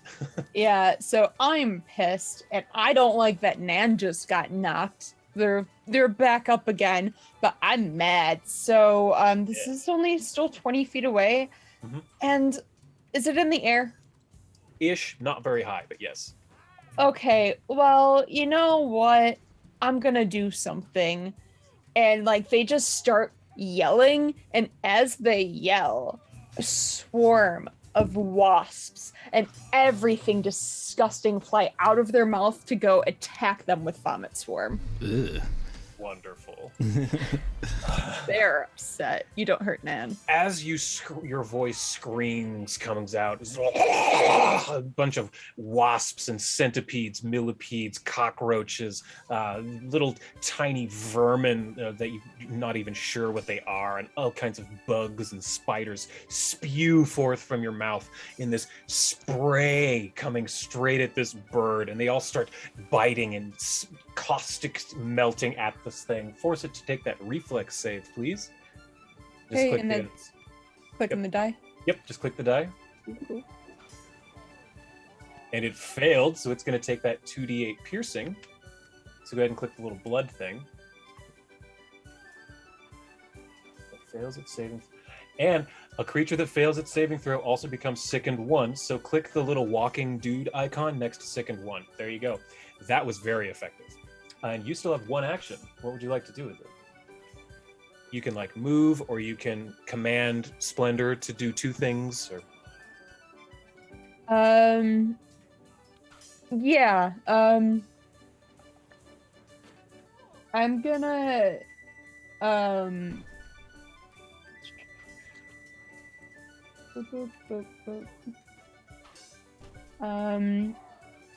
I'm gonna ask Splendor to come back, basically. okay, Splendor will run back over to you. Yep. And he can do 2 things if you want. Like he could hide as well, or I mean, he doesn't have to, but Yeah, I'll bring him back to hide because all right, I don't so want him to get hit again. we'll say he is within your cloak now. But I'm just going to leave him next to you. So that's the end of your turn. Splendor as well. Aran, you're up. You are now grabbed by both this bird and this squid. They're kind of having a tug of war with you. Yeah. I'm gonna go reload my weapon. I'm gonna try to at least get one of these things off of me. So I'm gonna turn towards the squid. I'm gonna do called shot again. I am gonna attempt to shoot at its arms to enfeeble it. Perfect. So let's throw a strike on that. Okay. That's a hit. Just barely, I think, but All right, that's Okay, you damage do to hit. that. And then yeah, so the target is enfeebled 2 until the end of its next turn, and then dang. Okay, let me give it that. Enfeebled. Wow, enfeebled 2? Good lord. yeah. That's on a regular hit? Holy shit, what's that do Yeah, on a crit? crit, it's also enfeebled 1 for an entire minute. God damn. Okay, cool. So that's just 1 action, right? Or is that 2 to reload? and shoot? Because I have to Okay. reload and then do that.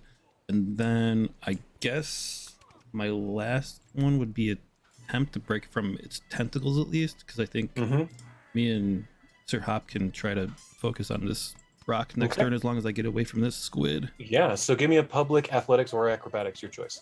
Yeah. And yeah, enfeebled will absolutely help because now its athletics checks are 2 less than they were a second ago. Yeah.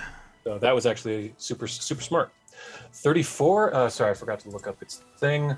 It's 25. Yeah, you beat it by 9. You are able to easily, by shooting and slipping your way out, you're able to easily get these slick tentacles off of you. However, you are still within the bird talons. Yep, no problem. Okay, that's the end of your At turn. least I'm End not of the getting round. pulled apart.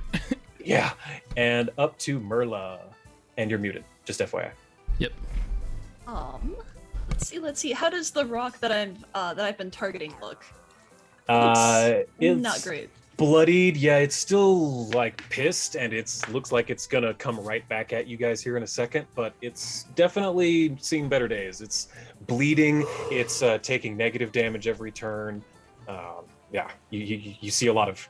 It's taking a beating. Yeah.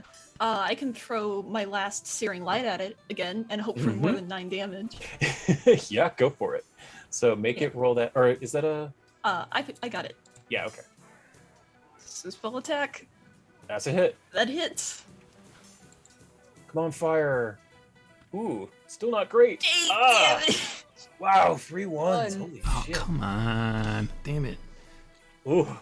Because it's raining. It's raining, yeah. There you go. There you go. There you go. There's Yeah. the in-game explanation for the bad dice rolls. Yeah, it's raining. And then I'll use my third action to shield. Shield, great. Okay. So that's the end of Merla, Rock 1. Okay, so what is going on here with this thing? It's holding on a Rond. It just got dive bomb attacked by Sir Hop. Good lord. Okay. Well, what can it do?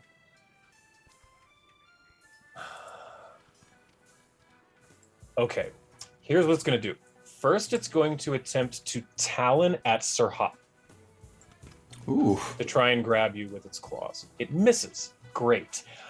So it can't do Boing. anything. So that's good for you.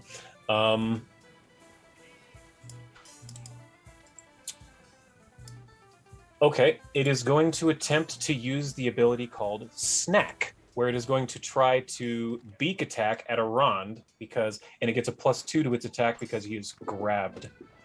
Ooh, that's gonna hurt. Oh, if it gets through. No. Ah, damn it! Because you're technically still hidden to it. Well, I guess, did you make yourself known with your gunshot? Yeah. No. Yeah, think I it would just say lasts you're no for longer that hidden. round. It's just that round? Okay. Because Then yeah, for you're not hidden. for the purpose of the creative diversion, like if I'm only allowed to like move or sneak outside of that, but if I make any other actions outside of that, then I'm made I aware, see. basically. Okay, so it did get through. I just removed your hidden thing, and it hit you with its beak. That kind of hurt. 28 damage. But Yeesh. that's all it can do because it had to use an action to gain its +2 on its beak attack. Gotcha. So this thing is not liking being attacked one bit. It's going to drop, or it's not going to drop down, but it's going to fly over here for an action. Going to attempt to grab Bubblegum with its wing or with its talon. Well, that's a crit. Big old crit. Free action, it's going to grab you with a improved grab, and then it is going to attempt to bite at you with its beak while you're in its claws.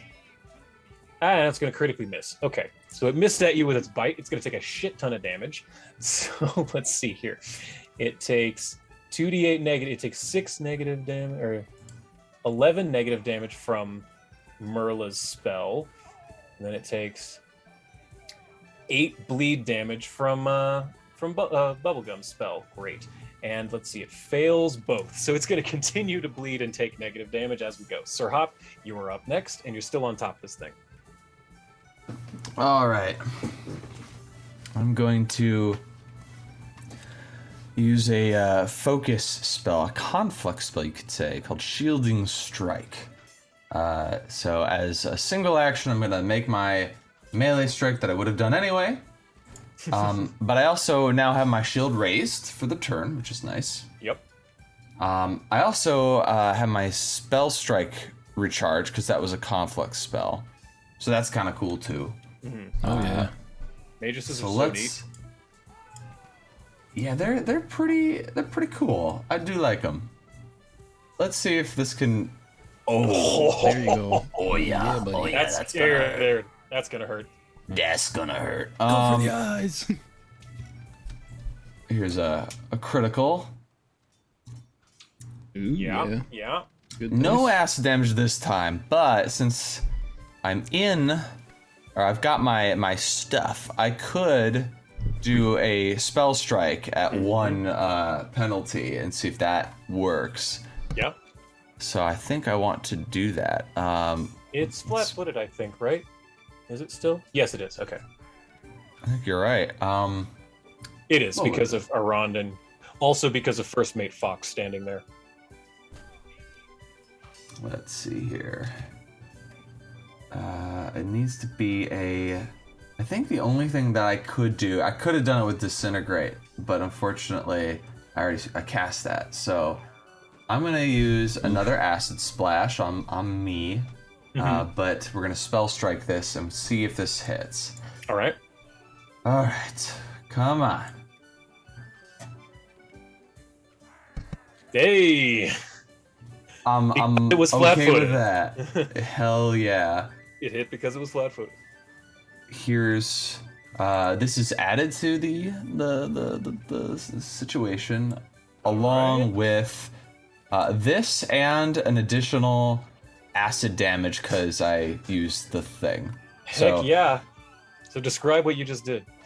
All right, so with a one shielded strike, I scraped off a bunch of feathers, bunch of blood and viscera in the rain as this thing, and I'm hopping around, climbing up and down this giant creature. So it's like, trying to peck at me or talon at me, and it's focused on Aaron, who's just like, dodging out of the way, firing his gun. I am able to, in the chaos, as it is, like you said, flat-footed because it's distracted and kind of teetering on this rail, get to its back, using the little caustic crystal on the blade. Acid gets envelops it as I shove it right into the back, splashes on me a little bit, but more importantly, hits this thing and hurts it really bad, and it's in pain. How much acid did you take from that? Like 2? I took 2, yeah. 2? All right, so boink, there you go. So yeah, you deliver this searing stab, fully defended, into the back of this bird, and it is not feeling very good at this moment. That your whole turn? That is everything on my turn, yeah. All right, so at this point, First Mate Fox says, "Shoot it in the face, my love!" And he jumps up onto its other foot and tries to attack at the leg that is holding Aran.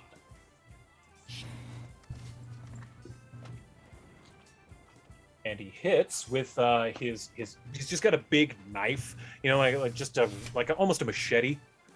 So, oh wow, and he does 11 damage to this thing. All right. Thank you. Whoops, wrong. Nope, wrong. Backwards. There we go. And then, Captain Candy pulls out a pistol of her own, but unlike yours, it's one of those. It's almost like a blunderbuss, the kind that bells out at the end like this. You know what I'm saying? Yeah, it's like a flintlock sort of. And she draws and pulls, aims with one eye, and pulls the trigger. We'll see if Captain Candy can hit this thing too. Oh, she does. Dealing an additional 12 damage. All right. So, wait a minute. There we go. So that's the end of her and First Mate Fox's turn. The giant squid is going to go back after its target. So it's going to try and arm attack you again there, Arand. Ooh, and that's going to... Oh, wow, that still hits? Jeez. There's no... Let's see. No, I should have 29. Plus... Hold on. That's right. Yeah, you should. You have 29. That's very bizarre. Oh, it's because you're grabbed, I think. But it is also enfeebled, so that didn't... Yep, so it missed you. Cancels each other out, basically? Yep, it cancels each other out, so it does miss you, yes. Then it's going to, seeing that this is kind of not going its way and it's not going to get its meal, this squid is going to dip back down under the waves and it is going to disappear from sight. Oh, thank goodness. Get out of here, you stupid squid. Bubblegum, that puts it to you. Okay, so let's see. Am I in its grasp? It hit you, and did it bite you or did it talon? Failed the bite. It just bit you? Yeah, I think it just bit you, so no, you're not grabbed. Okay. Well, I'm still kind of pissed off at it. Is there anything lying around that's like big and heavy? Oh yeah, this is a ship. There's all kinds of things. Lots of wood. There's tools. There's a couple of cannonballs even. Oh, I'm gonna take the cannonball and use telekinetic projectile. Yes. Smack it into it. Fantastic. So next to telekinetic projectile, click the magnifier, and then there's the thing that says R spell. Either drop that on it or just click the little sword icon, since it's your target. Yeah, you miss. Okay, so you magically pick up this cannonball and hurl it at this thing, but your aim was just a little bit off, and it goes wide and shoots out into the ocean. You still have a single action. All right, I'm gonna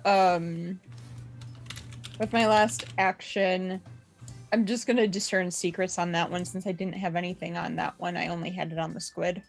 I gotcha. Okay, so roll me either Arcana or Nature, your choice. In the dice tower, please. Yep. Yep. It will always be Arcana. Please don't let me roll Nature. Okay. On number 2, you know that this thing's will save is its lowest save, so you want to attack its mind, not its body. Perfect. And I guess since you rolled a natural 20, I will tell you that it has 45 hit points. That's what you get for a nat 20.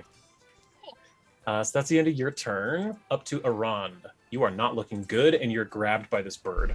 No, that sucks. All right. So first action, reload, and then let's see. Second action, I was going to attempt a pistol twirl. It was kind of like just doing a gesture or flare to kind of distract it towards me. And then it's basically a feint attempt. Okay, so like a deception check? Yeah. Against the perception DC of the bird. So let's see. Okay, so you're looking for a 28. Yeah. Go ahead and roll that publicly. That's enough. That's a critical. You critically succeed at your feint attempt, so whatever happens on a crit. Okay, so now... I don't know if I should do that, because is this thing already flat-footed to me? Yes, because Sir Hop's on its back. Oh, well, that was attempting to make it flat-footed. So, shoot. Oh, I see. I guess disregard that then. I will just make a strike on it then. Okay, it's still a hit. Yeah. So, pow pow. And then... All right. Since I am still grappled, I guess for my last attempt, I'm going to try to get the hell out of here. So, like, acrobatics. Yep. You're looking for 30? Yeah, 36. That's more than enough. All right, excellent. You are able to escape its talons once more, and you still have one action. Oh, nope, that should do it, right? Oh, that was all 3 actions? Because reload, fire, and then escape, so... Okay, so that's the end of you, end of the round. That brings us to Merla. I'd like to use one of my divine fonts Ooh, to okay. cast heal. Fabulous. On whom? On Errand. Great. Okay, so go ahead and untarget the rock. So control-click rock 2. Now control-click around. Is he within 30? I'll use an action to move a bit closer. Okay, I was gonna say, he just fell out of the thing. I'll just say he fell within your range once he fell out of the claws.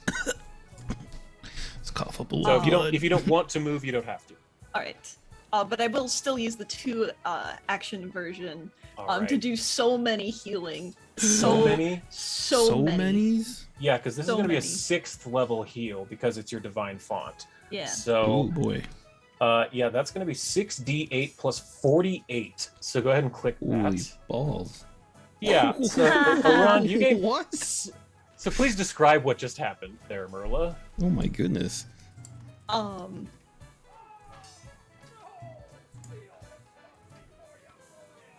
from like underneath her hat, she pulls out like this mote of light, of just calming, healing energy. Like a baseball, she throws it right into you. It bonks you upside the head, but instead of pain, you feel your bones being knit back together. Oh my goodness. And you feel just like a gentle, ghostly little kiss on your cheek. Aw. And you feel much, much, much better. Oh. And if there's one thing an old lady knows, it's knitting. So you still have a single action left, actually. I can shield again. Yeah, you can shield again if you want. That's fine. Yeah. Almost feel okay. like Dracula rising out of his coffin, like just floating up. Basically, right? All right. It is this rock's turn. It doesn't like that it lost its snack and that it's being attacked in the spine. So it's going to fly straight up 60 feet with you on it, Sir Hop. And it is going to attempt an athletics check to shake you off. Oof. What is your fortitude DC, please? My fortitude DC. Mm-hmm. Your bonus plus 10. It would be 28, I suppose.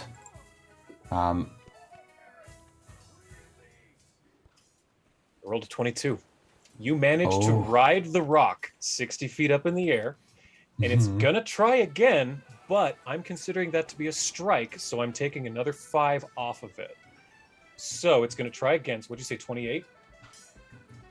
28, yeah. 23. Failed again. You ride the rock straight up into the air. God. 60 feet up into the air. And that you can't, that's all it can do. So it comes up to the other one. This one is right up in your grill there, Bubblegum. So it's going to attempt a beak attack at you.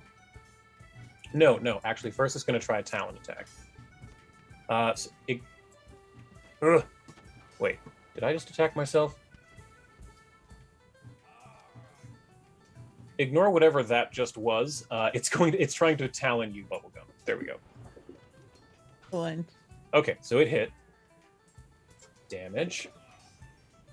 It's going to use a free action to grab you because it has improved grab, and now it is going to use its action to snack on you and beak attack. So it's going to try and bite at you while you're grabbed in its talons. It's going to miss. All right. That's the end of its turn, though. It takes a bunch of more. It keeps bleeding, and all of this energy keeps getting sucked out of it in the form of negative damage. It takes 7 bleeding damage and 7 negative damage. And again, it fails both checks to stop bleeding and stop taking negative damage. So, Sir Hop, you're up, and you're 60 feet up in the air riding this thing like a bull at a rodeo. He is having fun, but also understanding that these things are a danger to our sailors who are charged with getting us to the tournament safely. So as much fun as he's having, he knows he's got to end this thing quick. He's going to take an action to get into his Arcane Cascade stance. Because the last action he did was a Spell Strike. Sure. So he's using that latent energy of that spell to empower his next move. And looking at my sheet and remembering what that does here real quick. While I'm in the stance, melee strikes deal an extra 2 damage, and they are also magical. And the damage is considered acid damage because that was the spell that I used. And I am going to make another spell strike in this stance. So it's going into the stance in action? It's its own action, correct. Cool, got it. Let's see here. Right, and the spell strike was recharged by the thing. Is arcane... That doesn't recharge a spell strike, actually. I don't think I have that set up again. I'd have to use an action to recharge it. So instead, I'm gonna make a regular strike. All right. Are you using the action to get into the stance? I'm still in that stance because it gives me a little extra damage. Okay, so that's cool. kind of nice.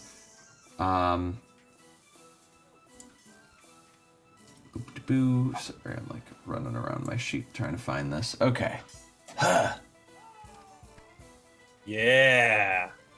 Alrighty. We're just gonna. It doesn't double everything, just the dice, right? No, he doubles everything. Okay, so that's gonna be 4. I'm adding a modifier 4 to this damage. Because of the acid or whatever, the stance. Yeah. Cool. And it dies 60 feet in the air. So, as this thing starts crashing down, falling through the sky, I'm going to roll, let's see, a d8 to determine something. Okay. As it falls, it is going to be falling 20 feet in this direction, which means you are also falling 20 feet in this direction. So, when it comes down and just describe what you do to it first with your attack. How do you? Yeah, As I'm riding this thing, I kind of I'm grabbing on with my shield hand, so I'm not raising my shield against it because it's only been trying to buck me off. And I say, "Sorry, old girl, it's time for you to go to sleep now." Right into where I think its spine might be. Yeah, it's a screech. I'm sure the other rock isn't so happy to see its mate. I'm guessing they were a mating pair. Killed during this hunt, but I mean, should have picked better prey. They had a squid right there they could have ate. And then as it's like coming down, like whoa, because I'm on the back, I imagine I'm more centered than I am here. Oh, yeah, that's fair. So I would like to use my reaction to use my tongue to grab an edge, and I can do an acrobatics check to make sure that I don't fall in the water. Yes. So go ahead and give me that roll publicly. Come on, my dude. Yes! Yeah, critical success. The DC was 28. So yeah, you critically succeed. So you were able to wrap your tongue around the edge of this thing as the bird loudly slams into the side of the ship and rolls into the water below and disappears from sight. You still have 2 actions, I think, or no, 1 action, because when your stance and attack, you can pull yourself up if you want. I think that's what I'll do with my stride. I'll hop. I'll use like, I guess, a leap from the side using my tongue that's wrapped around the railing and go over and then bounce right onto the thing. Perfect. And just be like, "You have a chance to fly away!" And that's my turn. Fantastic. Bubblegum, you're up and this rock is right in your grill. Yes, it is. So, pardon the cat distraction. Pretend it was Splendor. Yeah. So with the knowledge I know what I'm gonna do. I'm gonna draw ire to it. Ah, nice. What does that do again? I don't remember what that spell does. That one causes mental distress to a creature, goading it to strike back at you. You'll deal 1d10 mental damage to the creature and cause it to take a -1 status penalty to attack rolls against the creatures other than you. The creature must attempt a will saving throw. Nice. Okay, so roll the die thing next to Will DC 30 to make it take that. Okay.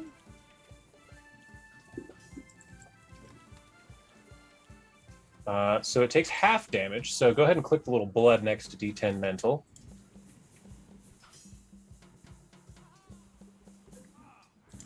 And okay, so it takes 5 damage, and it's going to take a -1 to attacks to others. So click the little dude icon next to draw ire versus others. Attack -1. So there you go. That's 2 actions. You still have 1 left. You can like move or whatever you want.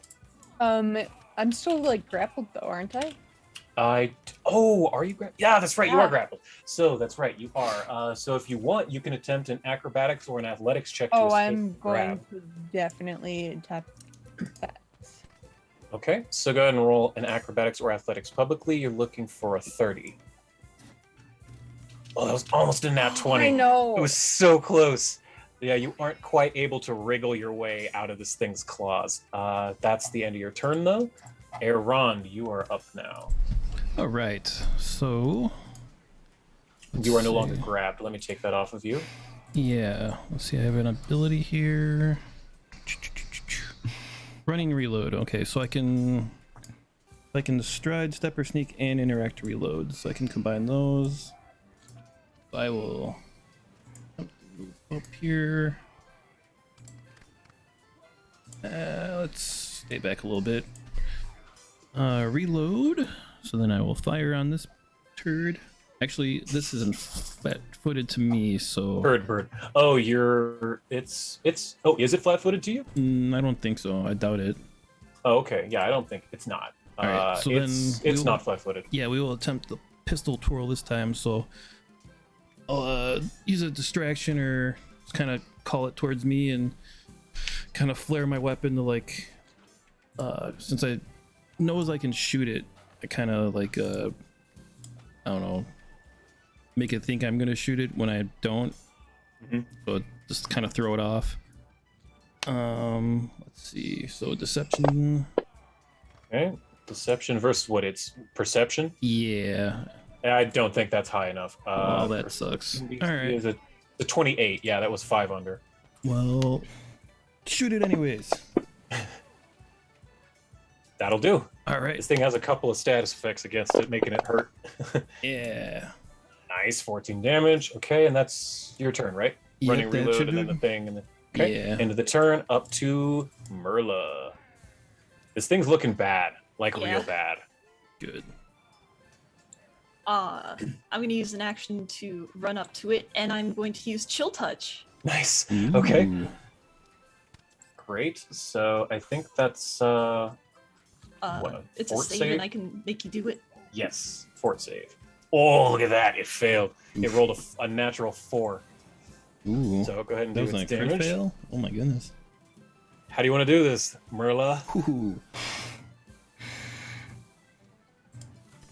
I want this to be as like unsettling as possible. I want the color, the vitality from the rock's, I don't know, feathers or legs or whatever to just drain away as Merla puts her hand on it. As you put your hand on it, the rock freezes in place for a moment. You hear it almost try to call out in a caw, but it catches in its throat as from the place where you put your hand, just black veiny tendrils creep out into the bird. Every feather gets slowly sucked away from the white in its feather, and it just slowly turns into a dull, lifeless gray. And it quickly expands through the entire body of the rock. And once it reaches the tips of its feathers, it collapses limp along on the deck of the Candy Celeste. Oof. We're all out of combat. Well done. Yes. Well, I guess we won't be eating that rock. None of them. Unless somebody wants wet bird. I mean, probably better than whatever that fish they caught. At this point, I'm sort of holding out for lunch at the island. That's right, we'll be there soon. Oh. Is everyone all right? They didn't kill or take anybody overboard with them, did they? Not Oh. Count the crew. Oh, thanks to all of you. It looks like everyone's here. And Captain Candy runs down and says, "Oh, you saved all of our crew. Thank you so much. That was incredible. I don't know what we would have done without all of you." Well, it's the least we can do for the wonderful travel you're providing us with. Now, let's not get carried away here. There is a storm that we are currently navigating, Captain. Actually, it appears to be letting up. And as you both say that, you do notice that the amount of rain has significantly dropped during the chaos of the fight. Okay. But she does say, "But you are correct. We may have gotten blown off course during the storm and the chaos of that fight. Quickly, Carrie, get back up to the crow's nest." And Captain Candy runs back over to the wheel. Carrie, wherever she is, runs. Didn't mean to do that. Quickly climbs up back to the top of the crow's nest. There's Carrie. She scurries on up to the top. After a moment, you hear her say, "Land, Captain! Slightly off course, but land! Raise the sails!" Hey. And the Captain Candy yells, "Land! Raise the sails!" And all of the sailors begin immediately click back into work mode, and they start pulling up the sails. There's all kinds of hustle bustle on the ship. And I think at this point, this is a great time for us to take our intermission. All right. Yeah? Sounds good. Fantastic. So please join us in 10 to 15 minutes as we see what comes on the horizon for our new group. Thank you so much. We'll be right back.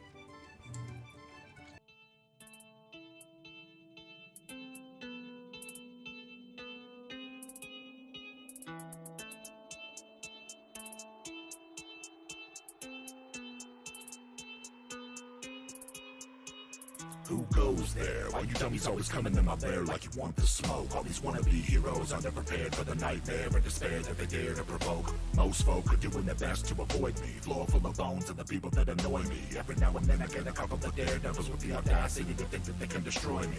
Good luck with that, man. I got panoramic vision, meaning that I can see in any direction with precision. If it's your decision to attack, I suggest that you come back when your plans had a bit of revision to it.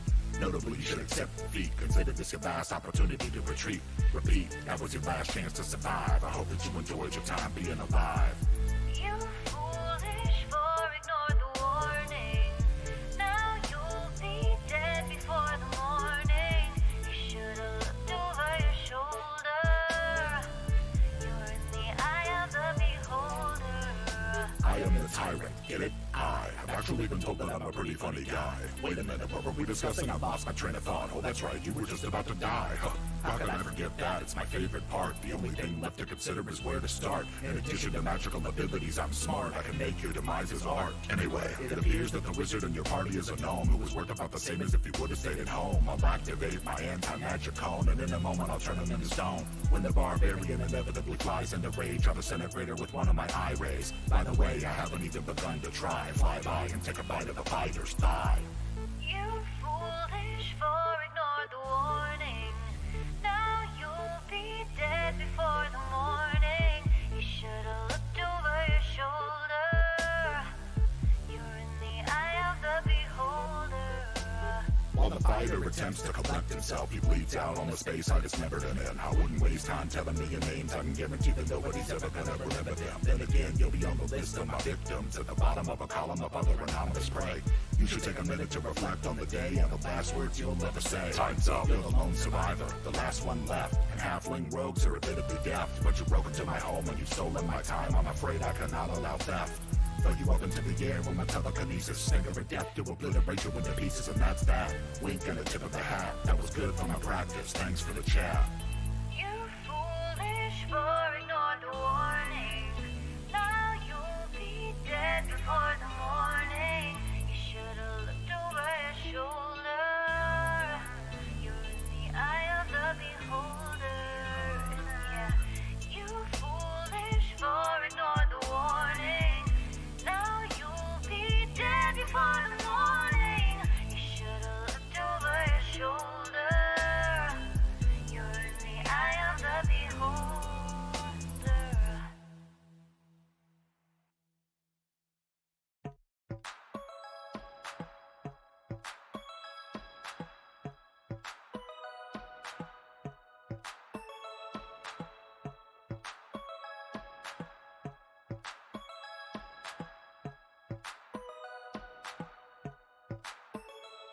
Some see me as a cynic. They come in for the base, but they stay for the acidic. I've been on that paper chase, keeping pace for a minute. And I'm aiming to appreciate the moment while I'm in it.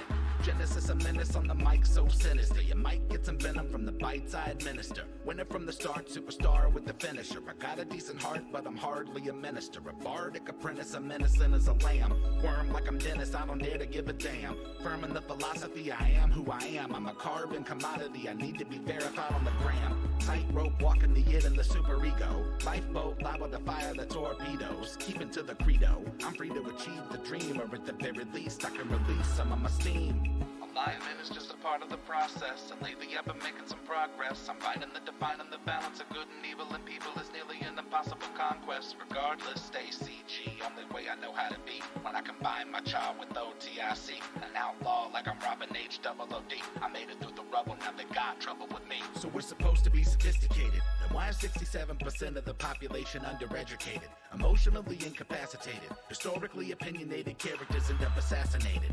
And that's okay with the people faking it day to day, capitalizing on capitalism. It's pay to play, waiting for data to make it fade away. Whether you admit it, we're witnessing biological decay of the human race. We're going to a new place. I really hope it comes soon. I don't do space, two-faced, treble and bass, running the rebel base, outpacing enemies in the interface. In your face like a zygomatic arch. I got them in lockstep, meaning my melodramatic march is effective, albeit rather subjective. I encourage you to pursue a new perspective. Alignment is just a part of the process, and lately I've been making some progress. I'm finding the defining the balance of good and evil, and people is nearly an impossible conquest. Regardless, stay CG, only way I know how to be. When I combine my child with OTIC, an outlaw like I'm Robin H-double-O-D. I made it through the rubble, now they got trouble with me. Since the day I was born, I've been non-conforming. I put myself in a position to make a living performing. Haters should consider this a formal warning. I've been swarming on them like a storm, I'm global warming. I'm not the one, done been through too much madness. Mastered the wrath and the sadness. You would need an atlas to match where I'm at. The fat cat put a nerdcore rap back on the map, that's Yazzik. Weaving that underwater basket. Rap till I'm wrapped in a casket. Snapping I'm back on the track like I'm Matt Foley. Stay blown like a fiberglass gasket. Gassed up, I'm a maniacal minotaur. Try to hit me with your best shot, Minotaur. Try to get me on that guest spot, but I stay in the lab, and that's where I'ma be until they put me up on the slab. It's magic. Alignment is just a part of the process, and lately I've been making some progress. I'm finding the defining the balance of good and evil, and people is nearly an impossible conquest. Regardless, stay CG, only way I know how to be. When I combine my child with OTIC, an outlaw like I'm Robin H-double-O-D. I made it through the rubble, now they got trouble with me. Life is short, do with it as you please. You're the only person that you ever have to appease. Or search your weaponry by stepping in DSDs. But you gotta know that nobody gets any guarantees. Seize opportunity, embrace your development. Replacing the elements, erasing irrelevance. Facing the blatant display of decay and our elegance. Merrick was a man, not an elephant. Tell him on the merit of the self-reflection. Minimizing a malevolent misdirection. Keeping them at a downright distant disconnection. An example of natural selection. And I might be slightly erratic, ghost in the shell, I'm a light in the attic, and I'm quite the dramatic, a minute for the attention, ready to ascend and transcend dimensions. Alignment is just a part of the process, and lately I've been making some progress. I'm finding the defining the balance of good and evil, and people is nearly an impossible conquest. Regardless, stay CG, only way I know how to be. When I combine my child with OTIC, an outlaw like I'm Robin H-double-O-D. I made it through the rubble, now they got trouble with me.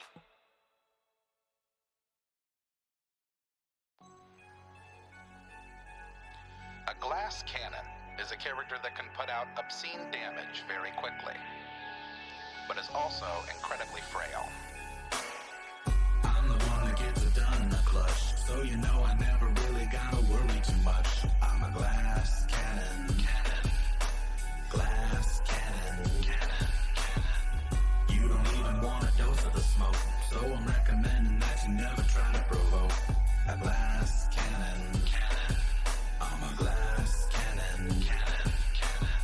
If your objective is blatant confrontation, and you haters have greatly underestimated my station, I dominate with divination, I conquer with conjuration, I'm bonkers with evocation, I'm astonishing at abjuration, patiently waiting for my invitation to help alleviate my already unbelievable reputation. No conversation, the brains of the operation, the pain of the population, contained in a concentration of a spell slot. I got 27 in the clip, missiles emitting from my fingertips like warships. That's a handgun, damn son, shooting from the hip. Only one using telekinesis to get a grip. Cantrips waiting to be cast off. Prismatic wall, make them all blast off. Cackling my ass off, incapacitating them with laughter. Yazzik ain't the caster you wanna go after. I'm the one that gets it done in the clutch, so you know I never really gotta worry too much. I'm a glass cannon. Glass cannon. You don't even want a dose of the smoke, so I'm recommending that you never try to provoke. A glass cannon. I'm a glass cannon. Anyone wanting to interfere here can get weird and witness your worst fears in a 30-foot sphere. I don't care if you're a barbarian or a cavalier. Kick it into high gear, let me make myself clear. The pioneer, I can make your peers disappear. Send them to the ethereal plane as if they were never here. Cheers roaring in my ears, dearly revered. I'm happy to domineer any volunteers. Sincerely out of control, top of the totem pole. My cone of cold is freezing them fire trolls whole. I got the strap, just looking to trap souls. I've been snapping my firebolt, leaving smoldering holes. It's incredibly difficult not to acknowledge me. I am a prodigy, you'll read about me in your mythology. No apologies, I'm impossible to demolish. Consider this admonishing, second guessing my polish, you bitch. I'm the one that gets it done in the clutch, so you know I never really gotta worry too much. I'm a glass cannon, glass cannon. You don't even want a dose of the smoke, so I'm recommending that you never try to provoke. A glass cannon, my glass cannon. I'm the one that gets it done in the clutch, so you know I never really gotta worry too much. I'm a glass cannon, glass cannon. The general strategy is to either destroy the enemy before being attacked, or to hide behind other, stronger ally units.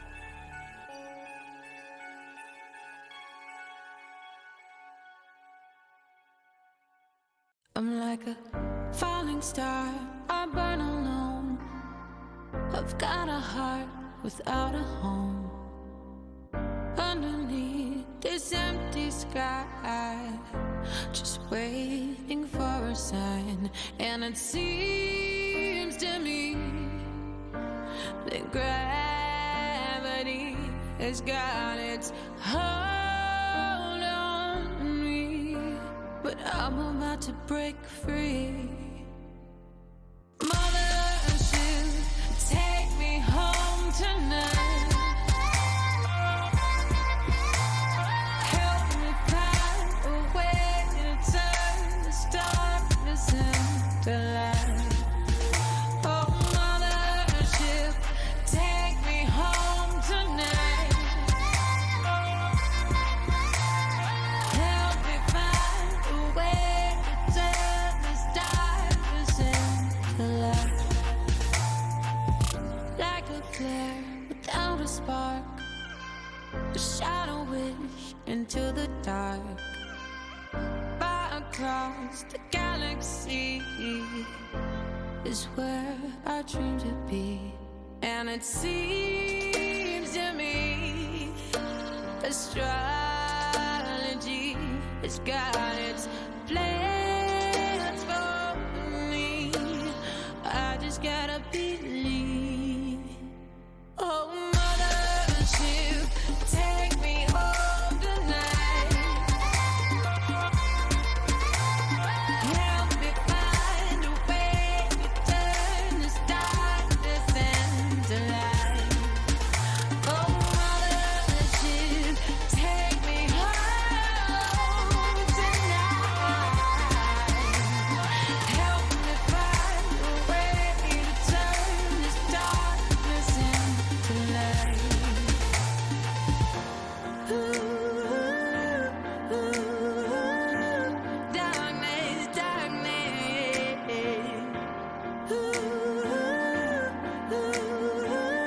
Into the light.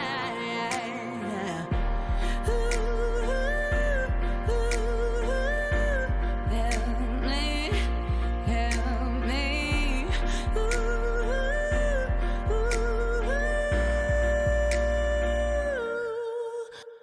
Mothership, take me home tonight. Help me find a way to turn this darkness into light.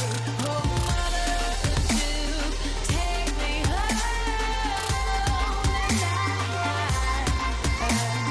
Help me find a way to turn this darkness into light. Ooh.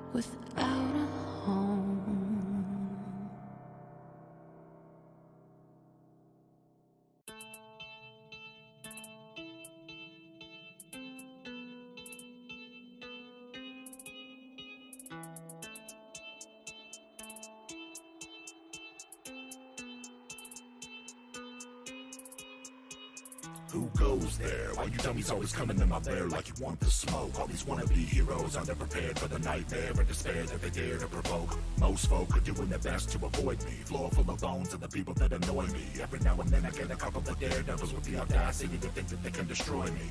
Good luck with that, man. I got panoramic vision, meaning that I can see in any direction with precision. If it's your decision to attack, I suggest that you come back when your plans had a bit of revision to it. Notably, you should accept defeat. Consider this your last opportunity to retreat. Repeat, that was your last chance to survive. I hope that you enjoyed your time being alive. You foolish for ignore the warning. Now you'll be dead before the morning. You should've looked over your shoulder. You're in the eye of the beholder. I am the tyrant, get it? I've actually been told that I'm a pretty funny guy. Wait a minute, what were we discussing? I lost my train of thought. Oh, that's right, you were just about to die. How can I forget that? It's my favorite part. The only thing left to consider is where to start. In addition to magical abilities, I'm smart. I can make your demise art. Anyway, it appears that the wizard in your party is a gnome who was worth about the same as if he would have stayed at home. I'll activate my anti-magic cone, and in a moment I'll turn him into stone. When the barbarian inevitably flies into rage, I'll disintegrate her with one of my eye rays. By the way, I haven't even begun to try. Fly by and take a bite of the fighter's thigh. You foolish for ignore the warning. Now you'll be dead before the morning. You should've looked over your shoulder. You're in the eye of the beholder.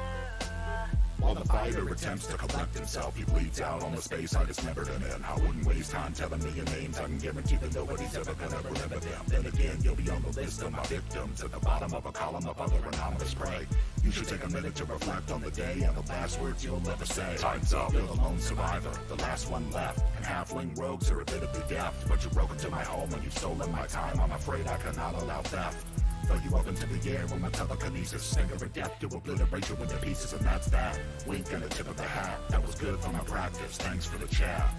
You foolish for ignore the warning. Now you'll be dead before the morning.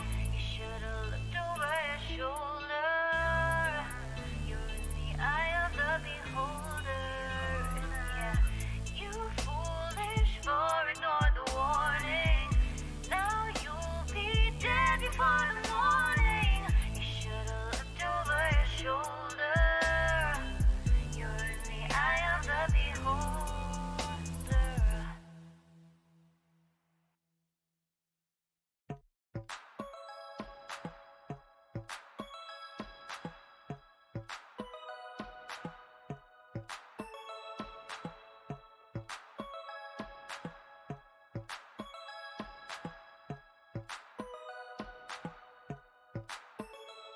Some see me as a cynic. They come in for the base, but they stay for the acidic. I've been on that paper chase, keeping pace for a minute, and I'm aiming to appreciate the moment while I'm in it.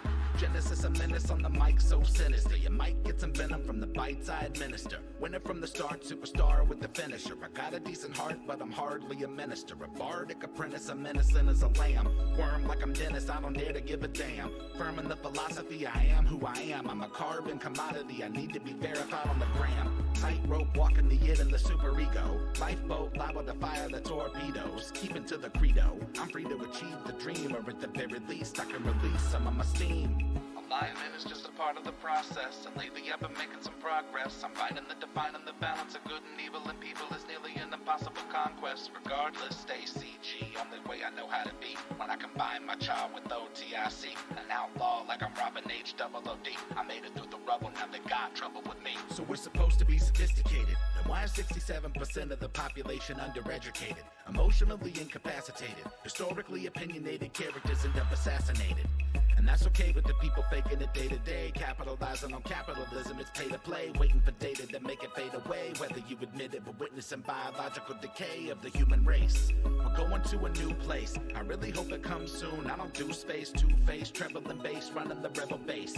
Outpacing enemies in the interface. In your face like a zygomatic arch. I got them in lockstep, meaning my melodramatic march is effective. Albeit rather subjective. I encourage you to pursue a new perspective.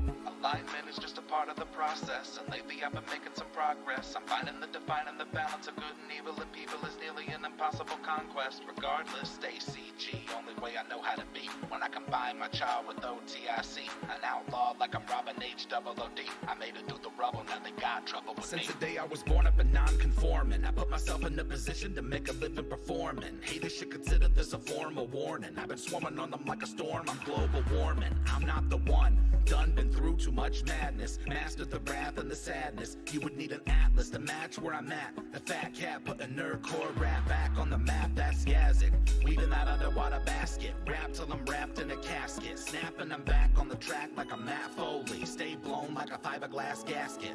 Gassed up, I'm a maniacal minotaur. Try to hit me with your best shot, Pat Minotaur. Try to get me on that guest spot, but I stay in the lab, and that's where I'ma be until they put me up on the slab. It's magic. Alignment is just a part of the process. Welcome back, everybody. Thank you so much for joining us. When we last left off, our new intrepid team of adventurers were on a ship, the Candy Celeste, on their way to the island of Bonmu, colloquially known as Danger Island, in order to try and test their mettle and compete in the tournament of the Fists of the Ruby Phoenix.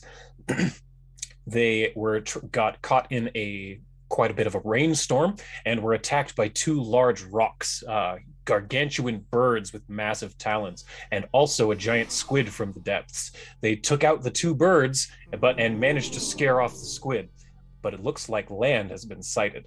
That's where we come in. All of you hear Carrie, the halfling up in the crow's nest, call, "Land! Land to starboard!" And I'm just curious. This is not really for anything, but everyone give me a society check. This can be public. All right. Oh, I'm not good at that. Yes, There. please. Oh, apparently never I'm mind. decent. Oh, wow. Yeah, Bubblegum, you definitely know that starboard means to the right. So you're able to quickly look over to the right and see, rising up on the horizon, a very green-looking island. Sir Hop, you have absolutely no idea what these nautical terms are. These are human nautical terms. You don't know what port and starboard is. Grippleys have very different terms for these things on ships. So starboard means nothing to you. But what you do see rising out of the water is a lush green, from this distance, paradise-looking island in the middle of the blue sea. Captain Candy begins making preparations, yelling out orders over to First Mate Fox, telling him, lower the sails, get the anchors weighed, prepare the boats. And all of the sailors are moving around, doing all of their things. And Captain Candy walks up to all of you and says, "Well, I cannot thank you enough for what you've done for the Candy Celeste. We just hope that you do your best in the tournaments and that you come out victorious." Well, thank you so much for getting us here. Are you gonna be safe out there? I mean, does that happen often? Well, not too terribly often, says First Mate Fox, walking up behind Captain Candy. He puts his arm on her shoulder, and he says, Me and Candy been through a lot more than that. I think we'll be all right." You take care. You as well, please. Do your best. We would love to see you come away with the win. I'd like to see that as well. So with that, First Mate Fox helps load all of you into the smaller rowboat, and says, I'll take you ashore. Captain will stay here on the boat. Appreciate that. First Mate Fox gets into the boat as well, and it gets lowered into the water with all of you in it, and he begins to row you to shore. He says, "Well, this is probably the last time we'll see you for a while, but hopefully we'll get news of your victory real soon." That's the plan anyway. Yeah. Brian. Are you familiar with the tournament? I mean, I'm not really. Oh, just what we've heard from sailors' tales. Once every 10 years, the Bank of Abadar picks the teams, but apparently this year's different. Seems that the Ruby Phoenix herself has returned, and she's actually is the one who handpicked all 32 of the entrant teams, so you must have impressed her somehow. If a few ways we could. I mean, from what I saw on the Candy Celeste just a few minutes ago, I can see why Hao Jin would have chosen all of you. You're truly amazing what you do, and you work together better than even the most experienced cruise ship I've ever seen. Better stop it. Making me blush. Don't make me cry. It's true. That was truly an amazing feat of teamwork and friendship and power that I've not seen in many years. Nobody hurts my Nan, okay? They have a whole world coming to them if they do. And they just like put an arm on Nan. Duly noted, Fox says. And as he's rowing, you're getting closer. You can see gulls flying around. You see little fish jumping here and there. The water is a crystal clear blue. You can see all the way to the bottom.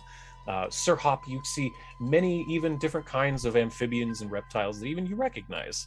Just the little creatures down below. And as you approach, you get very close to the beach. You can see the tree line is right within 20 feet, 30 feet of the beach. And near it, there is a small tent with a campfire and 6 people sitting around the tent, the campfire.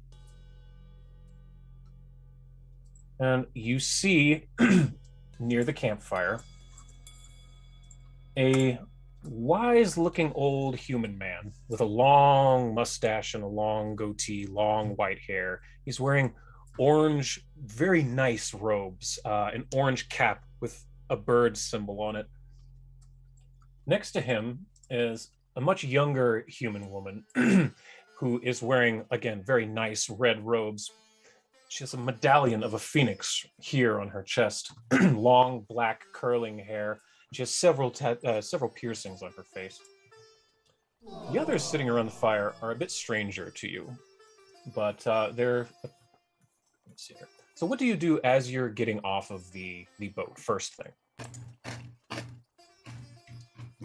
Have a safe journey back to the first mate who brought us here. Oh, thank you so much. Sure. I turn him like, you could keep my candy. It's fine. Oh, You forget thank you your very candy? much. There's nothing guys better than deserve gnomish it. candy. Oh, all right. We're gonna have to make sure to Okay. get you some. He starts to row off. Good luck. Yeah, you do. Being real careful about not getting my pack wet. As you're on the beach, you see one of the people that's around the campfire stands up. He appears to be a human who has his black hair up in a top knot on top of his head. He wears an orange gi that's fully open, revealing his bare chest with a large tattoo on it. And anyone who wants to, give me a religion check in the tower, Yeah, please. figure out what the heck that is. I forgot that I'm not playing Zavid, but I will try. Yeah, you were.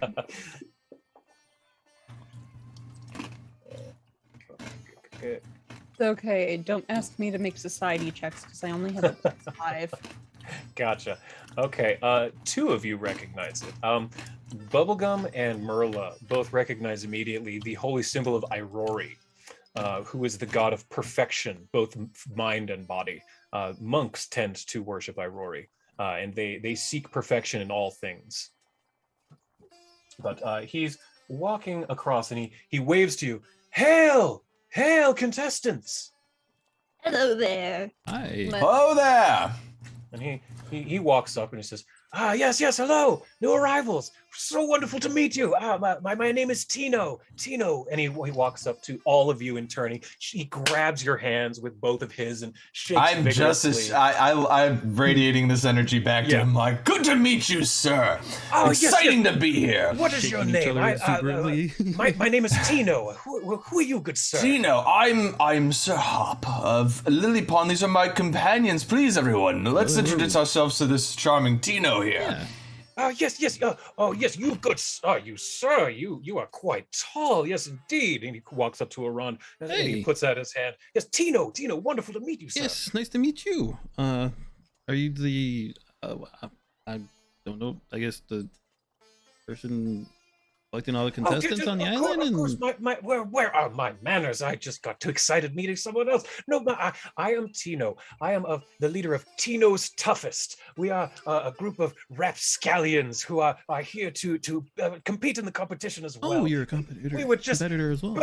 We were just bursting at the seams with excitement when we got our invitation from the Ruby Phoenix herself. Yes. What is your name, sir? I will introduce you to mine. Aaron, nice to meet you, Tino. Aaron, yes, wonderful, and he shakes your hand very vigorously. Yeah. And he looks over to Merlin and he says, "And who is this vision of loveliness that I see in front of me?" Oh, my name is Merla Thorngage, and it's lovely to meet you. And I'll reach up high because I'm small. And he leans down really close. "Oh, Merla, yes, wonderful." And he grabs your hands, but he doesn't do the shaking thing he did with them. He grabs them, he just clasps your hand in his. "Oh, it's so wonderful to meet you, dear. Yes, I can tell that you are very powerful indeed. You're going to be wonderful." And then he lets go and he looks over to you and says, My, and what do we have here? My Tino, wonderful to meet you. Bubble. Yeah, I figured. Oh, a bubblegum sweet, if you will. And this is Splendor. Splendor, do a little circle thing. Do your trick thing. Show them what you can do. Splendor starts to spin in a circle, and as he spins faster and faster, on the ground there appears a magic circle made out of arcane runes. And as he stops, the glow, as he gets faster and faster, the glowing gets brighter and brighter. Then as he stops running, it fades out. Tina goes, "What an amazing trick! I've never seen such a you all need to see this. Come, quickly, Tino's Toughest, assemble." And then all of them in kind stand up and they begin walking over. I have to do this one at a time, so give me just a second. Yeah, no problem. Let's see, there's 4 of them. Yes. Okay, so you've met Tino. The next one to walk up is a tengu, who all of you know is a type of bird person. They have a scar across their left eye, completely milking out their eye. It's a nasty scar. They wear armor made out of leather plating, and they walk up to you and say, "Takatora, nice to meet you." Hey, nice to meet you too.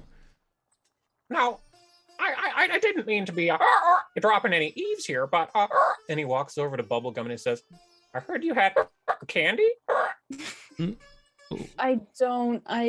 Wait, actually, and she sifts through her pockets where like some of like her protection herbs are and everything, and like, oh, actually, and there's like a little foil like ball. Here you go, and she tosses it over. And Takatora grabs the ball and starts looking at it and says, "This is quite shiny. If you happen to come across any candy, just let me know." And I know a lot about food, so if you guys need help with any extra food things, I got some good ideas in this brain. And they reach their wing into their pouch and say, "Just between you and me, I have a little bit of a treat from the Tengu lands." And he pulls out, it looks like a little piece, like a tiny loaf of bread, like a full-on like Japanese bread. You know, Japanese white bread, how it's poofed. Yeah. You know, but it's this big. But that means it's normal size to be. Basically, yeah. It's like this. It's like a U-sized loaf of bread, and he hands it to you and he says, "Tengu sweet bread. It's basically like candy." I love it. Well, enjoy it. I know the recipe. I can get it to you sometime. I love that. And she just starts like taking little bits of the bread. Of course. The next one to walk up is a kitsune. Roll in the society in the tower to see if any of you have ever even heard of these before. Weeb Elliot does. Right. Oops. Oh. That's okay. Actually, Sir Hop, you're the only one who's ever encountered one of these creatures before. The rest of you, this is just a fox person. Bubblegum, you are shocked to see this. This is an anthropomorphic human fox creature thing. You didn't know this was a thing. Sir Hop, you're well acquainted with the kitsune culture. The amphibios has dealt with the kitsune on many occasions with trade. They've had allies in the past. You're you're comfortable with these creatures, but the rest of you have never even heard of these. Sorry, I forgot to show the image. This feline-ish looking fox person wearing a black robe, it's very much like a black Jedi robe almost, walks up to you and says, hello, I am Ji-Yuk. Nice to meet all of you. Say, what did you say your name was again? And she looks to Arand. Oh, Aaron, nice to meet you. Cousin of your Splendor? And Splendor kind of hops over and says, yes, I can see from the curious faces here that the rest of you have never heard of a kitsune before. Yes, our friend Ji-Yuk here is called a kitsune. They are a type of fox person, distinct from me, who is just a fox. And Ji-Yuk looks down to Splendor and says, intriguing. A speaking fox. And she bends down and pets Splendor behind the ears, and he immediately goes, of course she knows where the spot is, and he flops over on the ground, and he has no control over his body. You know that heavy cat flop? It's a heavy cat flop. Splendor is down for the count, and Ji-Yuk is, he's very nice, I like him. And she begins rubbing his belly and scratching under his chin and things. And then while Ji-Yuk is petting him, the last one comes up, and he seems a bit more shy, timid, kind of hanging out in the back near the trees. He's appears to be a dragonborn with gold scales. He's holding a large book and a wand in his hand. He has kind of tattered robes, a tattered cloak, and he's barefoot, so he has his claws out. And he comes up and he says, "Hi, I'm Yabin. Nice to meet all of you. They call me Yabin the Just, just because I just like finishing the adventure at the end of the day." So, right. What is all of your specialties? I'm very interested to see what you do. So before, I was wondering if I'm familiar with the kitsune. Was there like their culture? Shane does not know. Sure. Yeah. Other than maybe one of the powers they have that I kind of know about. Is there a greeting that's customary, or is there some sort of social faux pas that I would know not to commit and I could tell everybody not to do? You would know immediately that you do not ask to touch a kitsune's tail. Mm-hmm. You do not do it. It's extremely offensive. But other than that, they're pretty chill. But I would say that's the one thing that immediately pops into your mind, recognizing the rest of them don't know kitsune culture, is that people who don't know kitsune culture tend to be like, and they want to pet them. They want to touch the tail and all that. So, to the other players, do I know enough about any of you that you might want to do that I should give you this warning? Bubblegum wouldn't try to. She already has Splendor. Mm-hmm, true. I wouldn't necessarily go around just yanking on people's tails, so I think we're good on that. I don't think we would travel with you. You're just just grabbing people's tails without permission. Yeah, but that's what immediately pops to mind about social taboos with a kitsune. All right, then I guess I would just trust that no one's going to go for that, and I can tell them later. I just wanted to make sure if there was anything I needed to know at that moment. For Yabin, though, I see he's a Dragonborn. I know Draconic. Would I know that Dragonborns tend to speak Draconic? Yes, they absolutely do tend to speak Draconic. I give him a greeting in Draconic, hail and well met, traveler. As does Bubblegum. May your scales always stay shiny. I give a croak of approval. Well, I don't have scales, but I appreciate the compliment. I understand the meaning of that, and back at you. Yeah, but he thinks for a moment. He looks at you. He looks you up and down, and he goes, "Cribbly, yes?"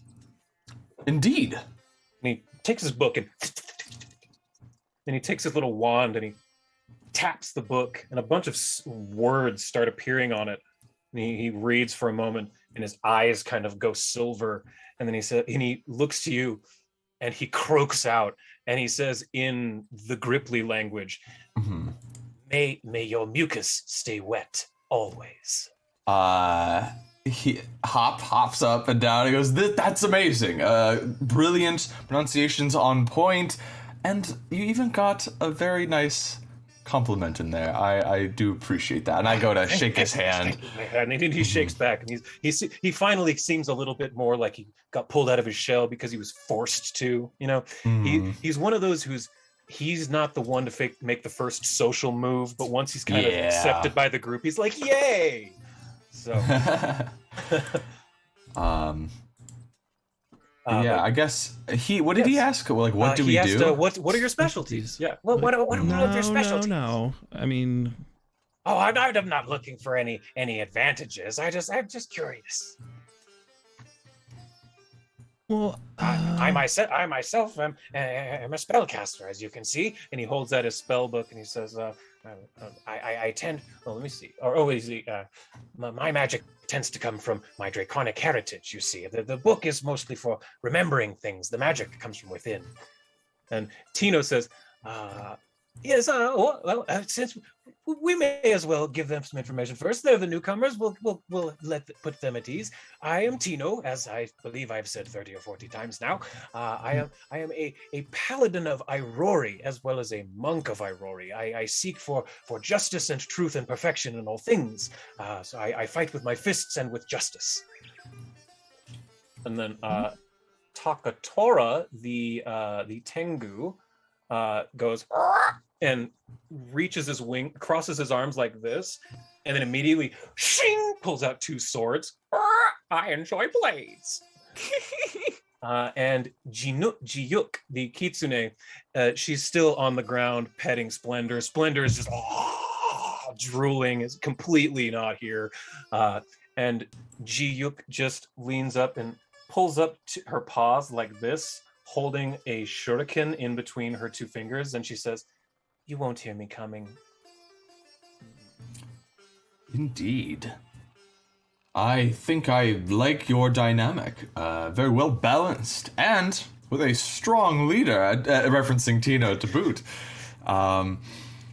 We are similarly well balanced, I believe. I am.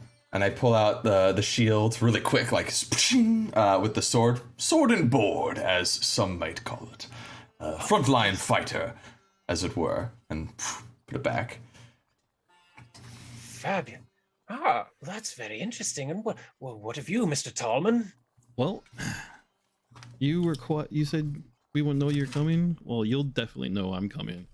I'll pick up a rock and throw it into the air and then shoot it out of the air. Oh, you use boomsticks. Yeah. I see. I've heard of them. We've not had a chance to experiment with them in our travels, but yes, fabulous. But as you said, quite conspicuous. Yes. Yeah. And I can't say I'm looking forward to using it against you, but it is a competition. Do what you must to win. Yes. Oh, and what of you, my darling Merla? What is your specialty? Oh, I don't know if I'd call it a specialty. I'm just trained in the medicinal arts. I patch people up sometimes. Nothing special. Sometimes the best offense is outlasting with a defense. That's having a good healer on hand was mighty. That is mighty powerful indeed. I don't know about good. Better than not. I know my little bit of healing when I lay hands upon my teammates is not that much. Then Tino looks, or let's see, what is it? Jiyuk looks back over to Bubblegum, and she's still petting Splendor, who's in a coma, essentially on the ground. And Jiyuk looks up to you and says, "And what of you, darling? How did you come across this majestic, perfect creature?" She giggles as Splendor is just like out. And they use prestidigitation, and they just like produce some pink sparkles from their hands. Well, he gives me a little bit of power every now and then, and we've bonded quite well. And she looks over to the Draconic, the Dragonborn, and looks as like, and speaks in Draconic. Do you have a bigger form, or is this it? I'm curious. And you see like the just like the splendor in her eyes, but not the fox. Just like I just the understand. curiousness. I understand what you're asking. Give me just a second to answer that question correctly. Yeah. I understand I smell what the rock is cooked. So just 1 second. Yep, no problem.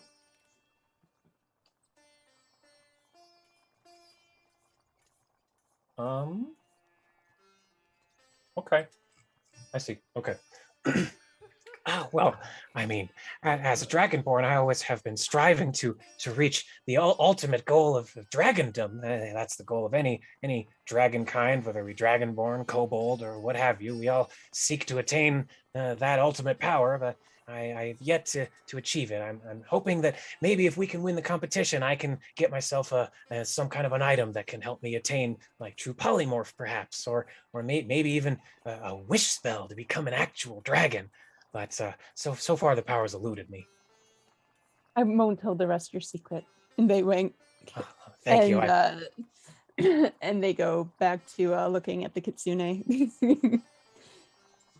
I also sometimes feed this crew. I'm rather good. Like if you heard earlier, I'm rather good with cooking and recipes. So keep them well fed.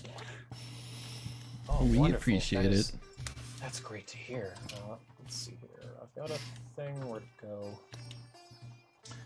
I want to tell our Dragonborn friend, I'd say, I must admit I'm a bit envious that your kind are descended from such majestic, intelligent, yet powerful creatures.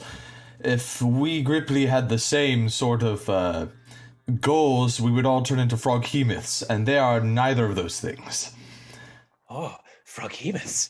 That sounds also powerful, but... Yes. Powerful, but brutal and not very smart, unfortunately. Are you speaking in common or draconic? A draconic. Oh, cool. So yeah, he's just laughing. Yeah, Yabin is relishing the chance to speak draconic with someone new. I haven't looked into it. I don't know if his team members speak it, but they may or may not. Yeah, he's saying, well, it is wonderful to come from such an amazing heritage, but at the same time, it is hard to live up to that kind of standard. Big shoes to fill, even though and he looks down to his bare feet. I quite understand. Metaphorical shoes. Yes. It is tough. It's hard for anyone to match the power of a dragon on their own, let alone someone of their kin. But I do think if you win, there's definitely something in that horde that could help you. Don't give up. That's all I have to say. And good luck out there. Well, thank you so much. I believe in you. I respond back. Thank you. So good luck to all of you. We're all so excited. And at that, Yabin switches back to common and says, we're all just so excited to be here, aren't we? This is the biggest adventure we've ever been on, isn't it? And Tino and Takatora both like, yeah, we've been on some pretty big adventures before, taken on some pretty big challenges, but nothing like this. Yeah, we're just so excited to be here. And, we finally met some other competitions, and honestly, we're gonna have our work cut out for it, aren't we, toughest? And Tino does a big flex pose, and the rest of them instinctively form a pose, like where they're standing. Even with Ji-Yuk on the ground, she kind of does like a thinker, and toughest, ho! Is what they all yell. I love them, but this is all setting us up to be heartbroken when they lose against like really bad guys or something in the tournament. What are you talking about? I am offended, sir, that you imply. Yeah. I know imply that I know how stories are written. I know it's in store for us. I am shocked and appalled that you would at all insinuate that I have anything horrible planned. I just met Yabin, but if anything were to happen to him, I would kill everyone and then myself. Dude. Yeah. Bubblegum is in that mode too. Thank God. Okay. So as you're all having your conversation, having a grand old time, you do notice. Give me perception checks in the tower. I want to see who notices.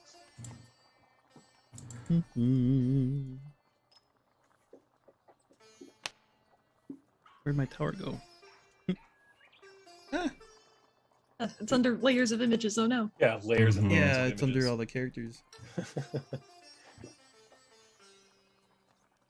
Okay. Right Merla. Oh wait, you still waiting on Arnd. Okay. Yeah, I had to find my tower. Apologize. Got it. You're There good. we go. Still Merla. Okay, Merla, you are the only one who happens to notice this because everyone else is kind of, they're doing their thing, they're flexing. The young people are showing off their muscles and everything. And but you happen to notice that behind the crowd, you spot the old man and the younger human woman have walked over from the campfire, and they're just kind of waiting, watching all of you. I'll just wave to them. Look past the crowd. And then they'll nod and they walk a little bit forward, and the young woman says, "Tinos, we need to introduce a certain someone to the newcomers. Yes?" And Tina goes, "Oh yes, of course, of course. I'm sorry." And Tino looks to all of you, and he actually looks straight to Sir Hop because he kind of feels like you're sort of the leader. Like, he doesn't know that, he wasn't said that, but that's what he thinks, because you're matching his energy, and he feels like he's the leader. So he goes to Sir Hop and he says, yes, this over here, this is Ingdani. Ingdani is our guide around the island. She's for both your team and my team. Every guide has 2 teams that they take around the island and show and answer any questions that you need. And then he kind of gestures to Ingdani to kind of take over. And Ingdani says, "Yes, thank you, Tino. I appreciate the introduction. Yes, I am Ingdani. I will be your guide here on the island of Bonmu for the length of your stay. I'm here to answer any questions that you happen to have. However, I need to now introduce you to Shifu Ho Nuo. Shifu is the head organizer of the Ruby Phoenix competition. He is everything he tells you is the rules as follows." And Shifu steps forward and he says, "Grand to meet all of you. Welcome to Donmu." And he raises his hands up like this at the same time. He says, "All of you have been hand chosen by the Ruby Phoenix herself, Hao Jin. That means that there is something special in each of you, and that the sum of your team is greater than its parts. Now, you need know a few things before you set out on your adventure here."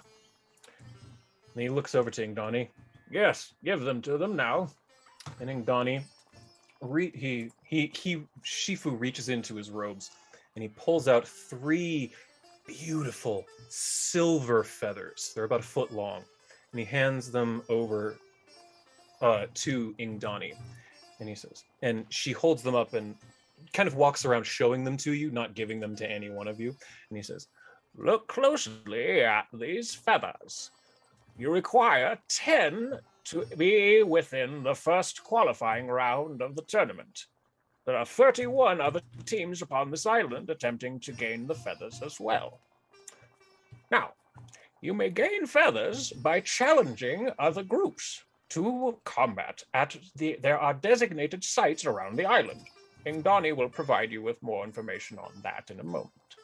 Now, you may challenge another team and bet feathers. The more you bet, the more you can win. So, any questions thus far?" Yes, you, Frogman. Well, getting the 10 could take a minimum of 2 combats if we were to bet everything and win both times. If we get the 10, do we automatically move on to the next round, or do we have to hold our 10? And do we have the right of refusal if we are challenged to combat? You do not have the right of refusal if challenged to a direct encounter. However, a sparring match is allowed outside of the regular rules if you so wish. But those matches are not for any feathers. If you gain 10 feathers, you are not automatically put into the competition. The way you get out of the competition is by losing all of them. So, what you want to do is have your competition lose feathers, and you want to get as close to 10 as you can, and then snatch the 10th away at the last moment. That tends to be the working strategy for teams in my experience. Now these 3 feathers, do they apply to both of our teams? Are we working together here, or are we able to challenge each other as of now? Starting tomorrow at sunrise, the competition truly begins. As of now, you may be friends. There is nothing that you are competing for at this very moment.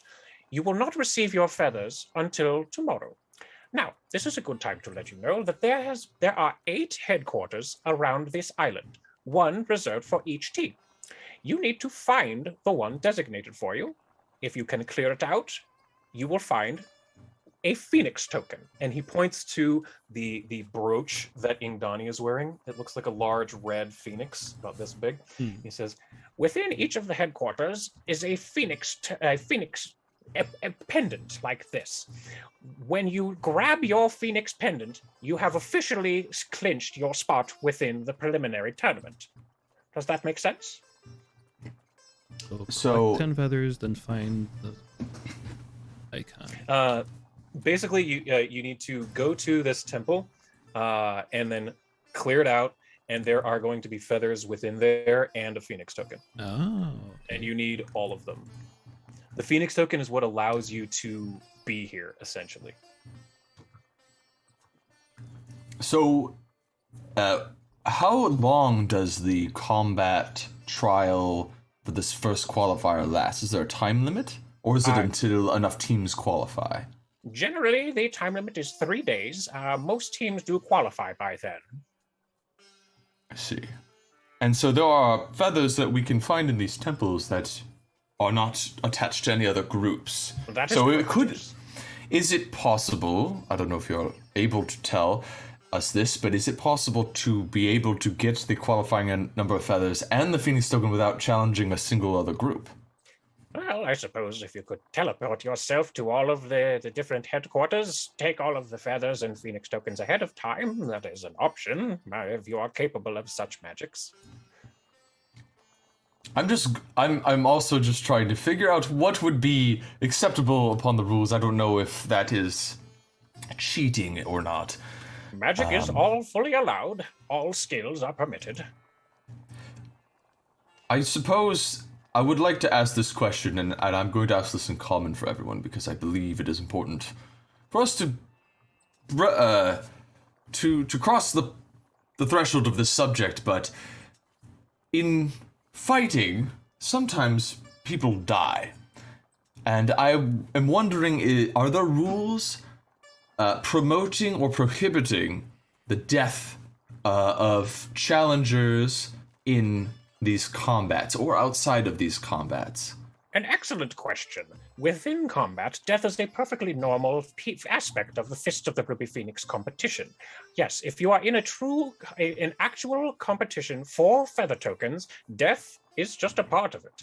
However, outright murder outside of an official competition will give an immediate disqualification for the entire team. So sneaking into your rivals' camps in the dead of night and slitting their throats, and he looks at Ji-Yuk as he says that. I do too, and I feel bad immediately. I'm like, Yeah. And he says, from the hours of midnight to sunrise, no fighting is permitted upon the island. And for feather tokens. You are still allowed to spar for no feather tokens. But from midnight to sunrise, there is no official fighting permitted. Okay.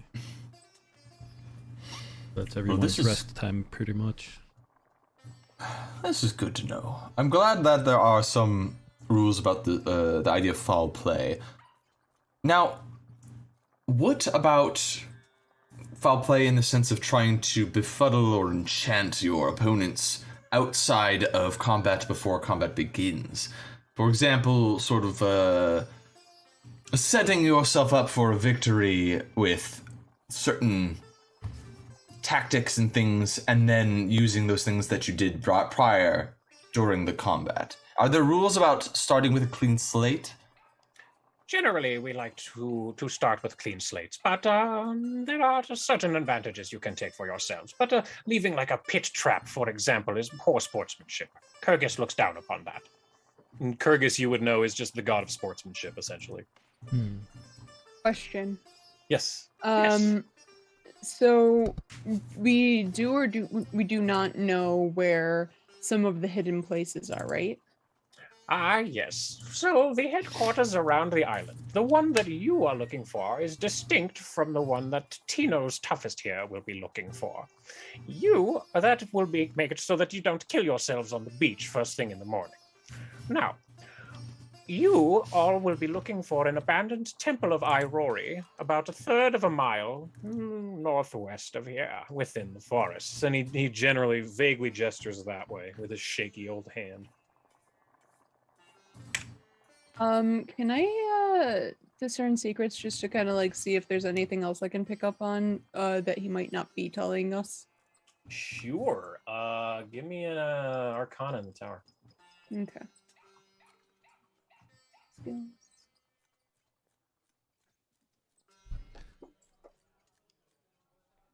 You know that this island has a notorious reputation. You've heard tales, I'm going to say like legends, myths. You've heard stories about like there once being this huge tsunami that created a land bridge temporarily that allowed huge monstrous creatures from the mainland to walk onto this island. And then when the waters came back, it trapped them here.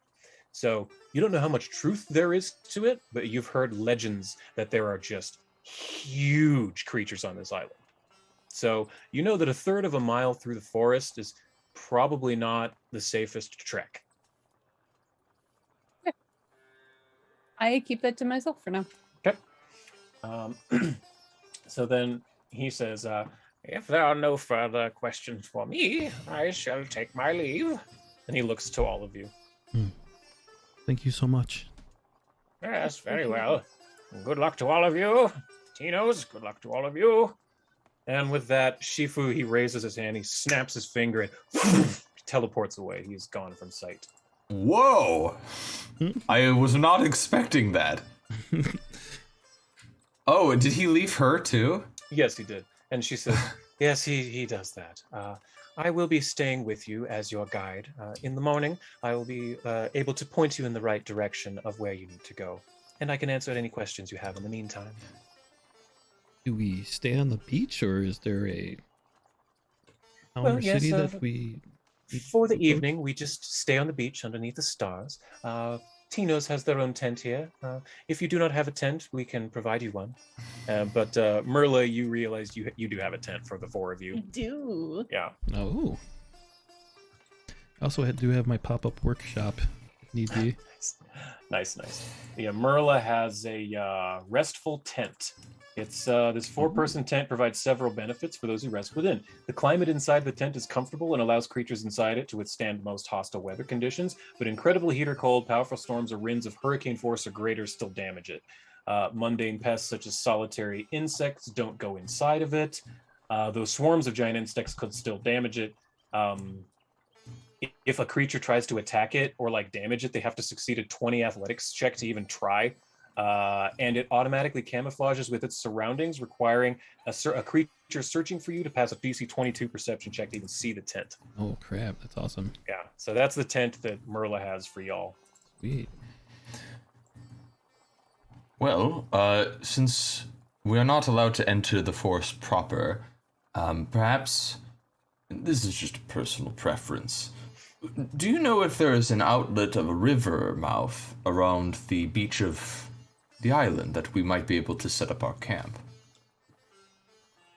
You're looking for something freshwater? Some fresh water, yes. Yes, there is a river not terribly far from here. It would be on the way to the temple. Yes, I could find you a way to the nearest river. Ooh.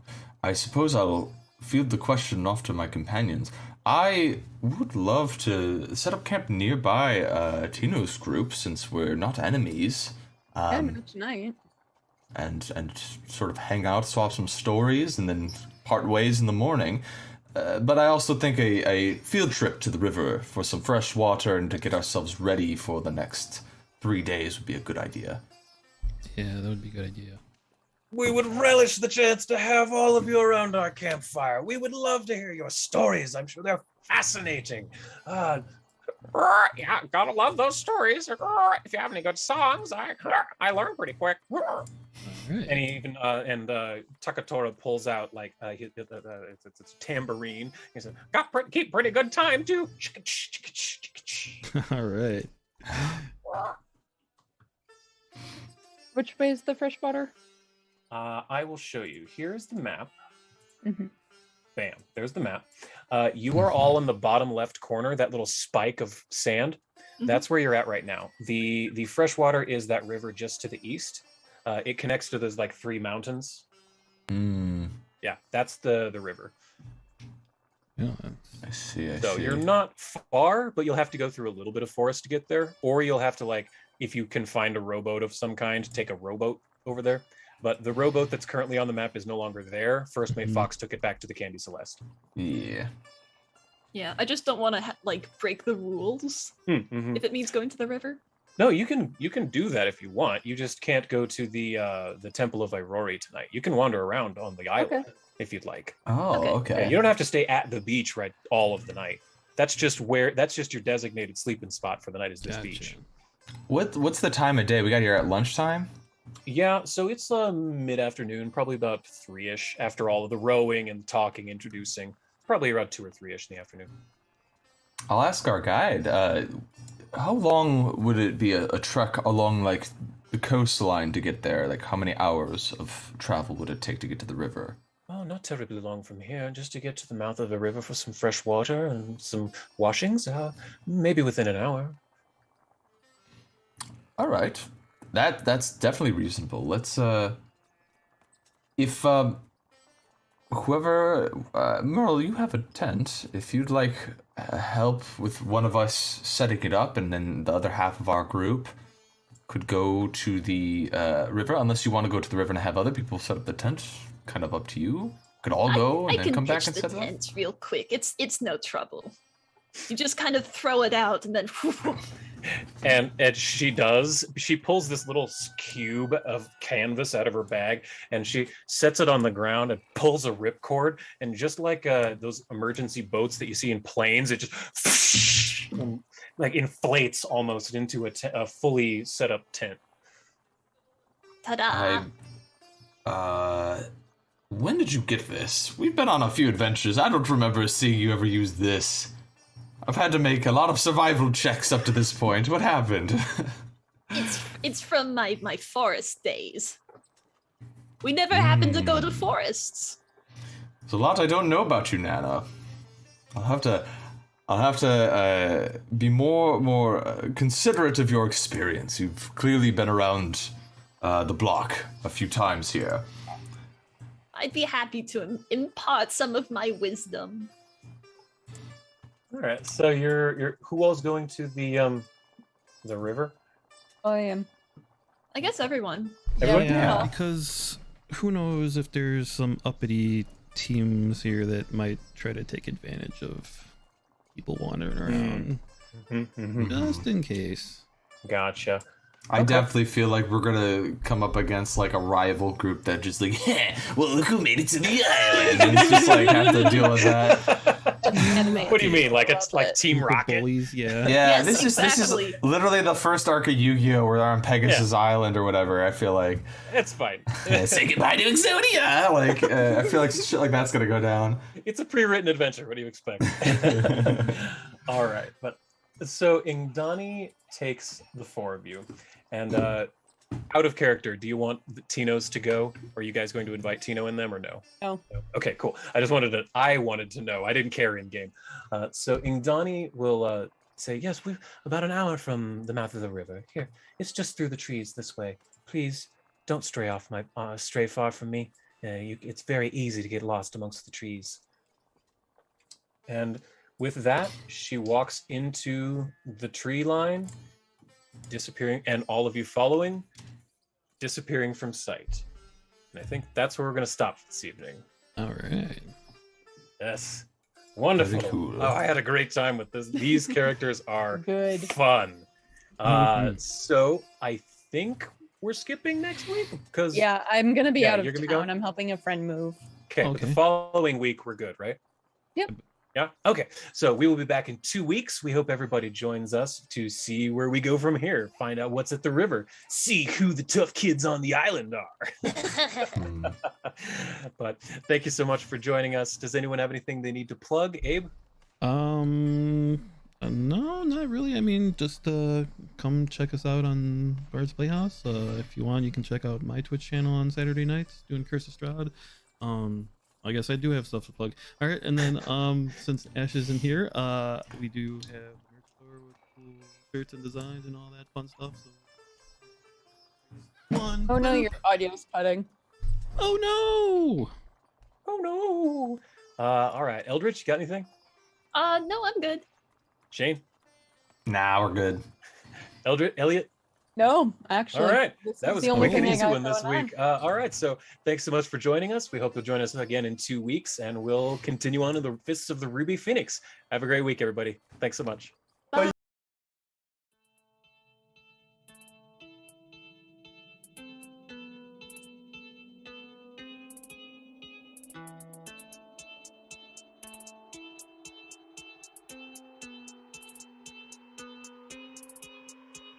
Who goes there? Why you dummies always coming in my bear like you want the smoke? All these wannabe heroes underprepared for the nightmare and despair that they dare to provoke. Most folk are doing their best to avoid me. Floor full of bones of the people that annoy me. Every now and then I get a couple of daredevils with the audacity to think that they can destroy me.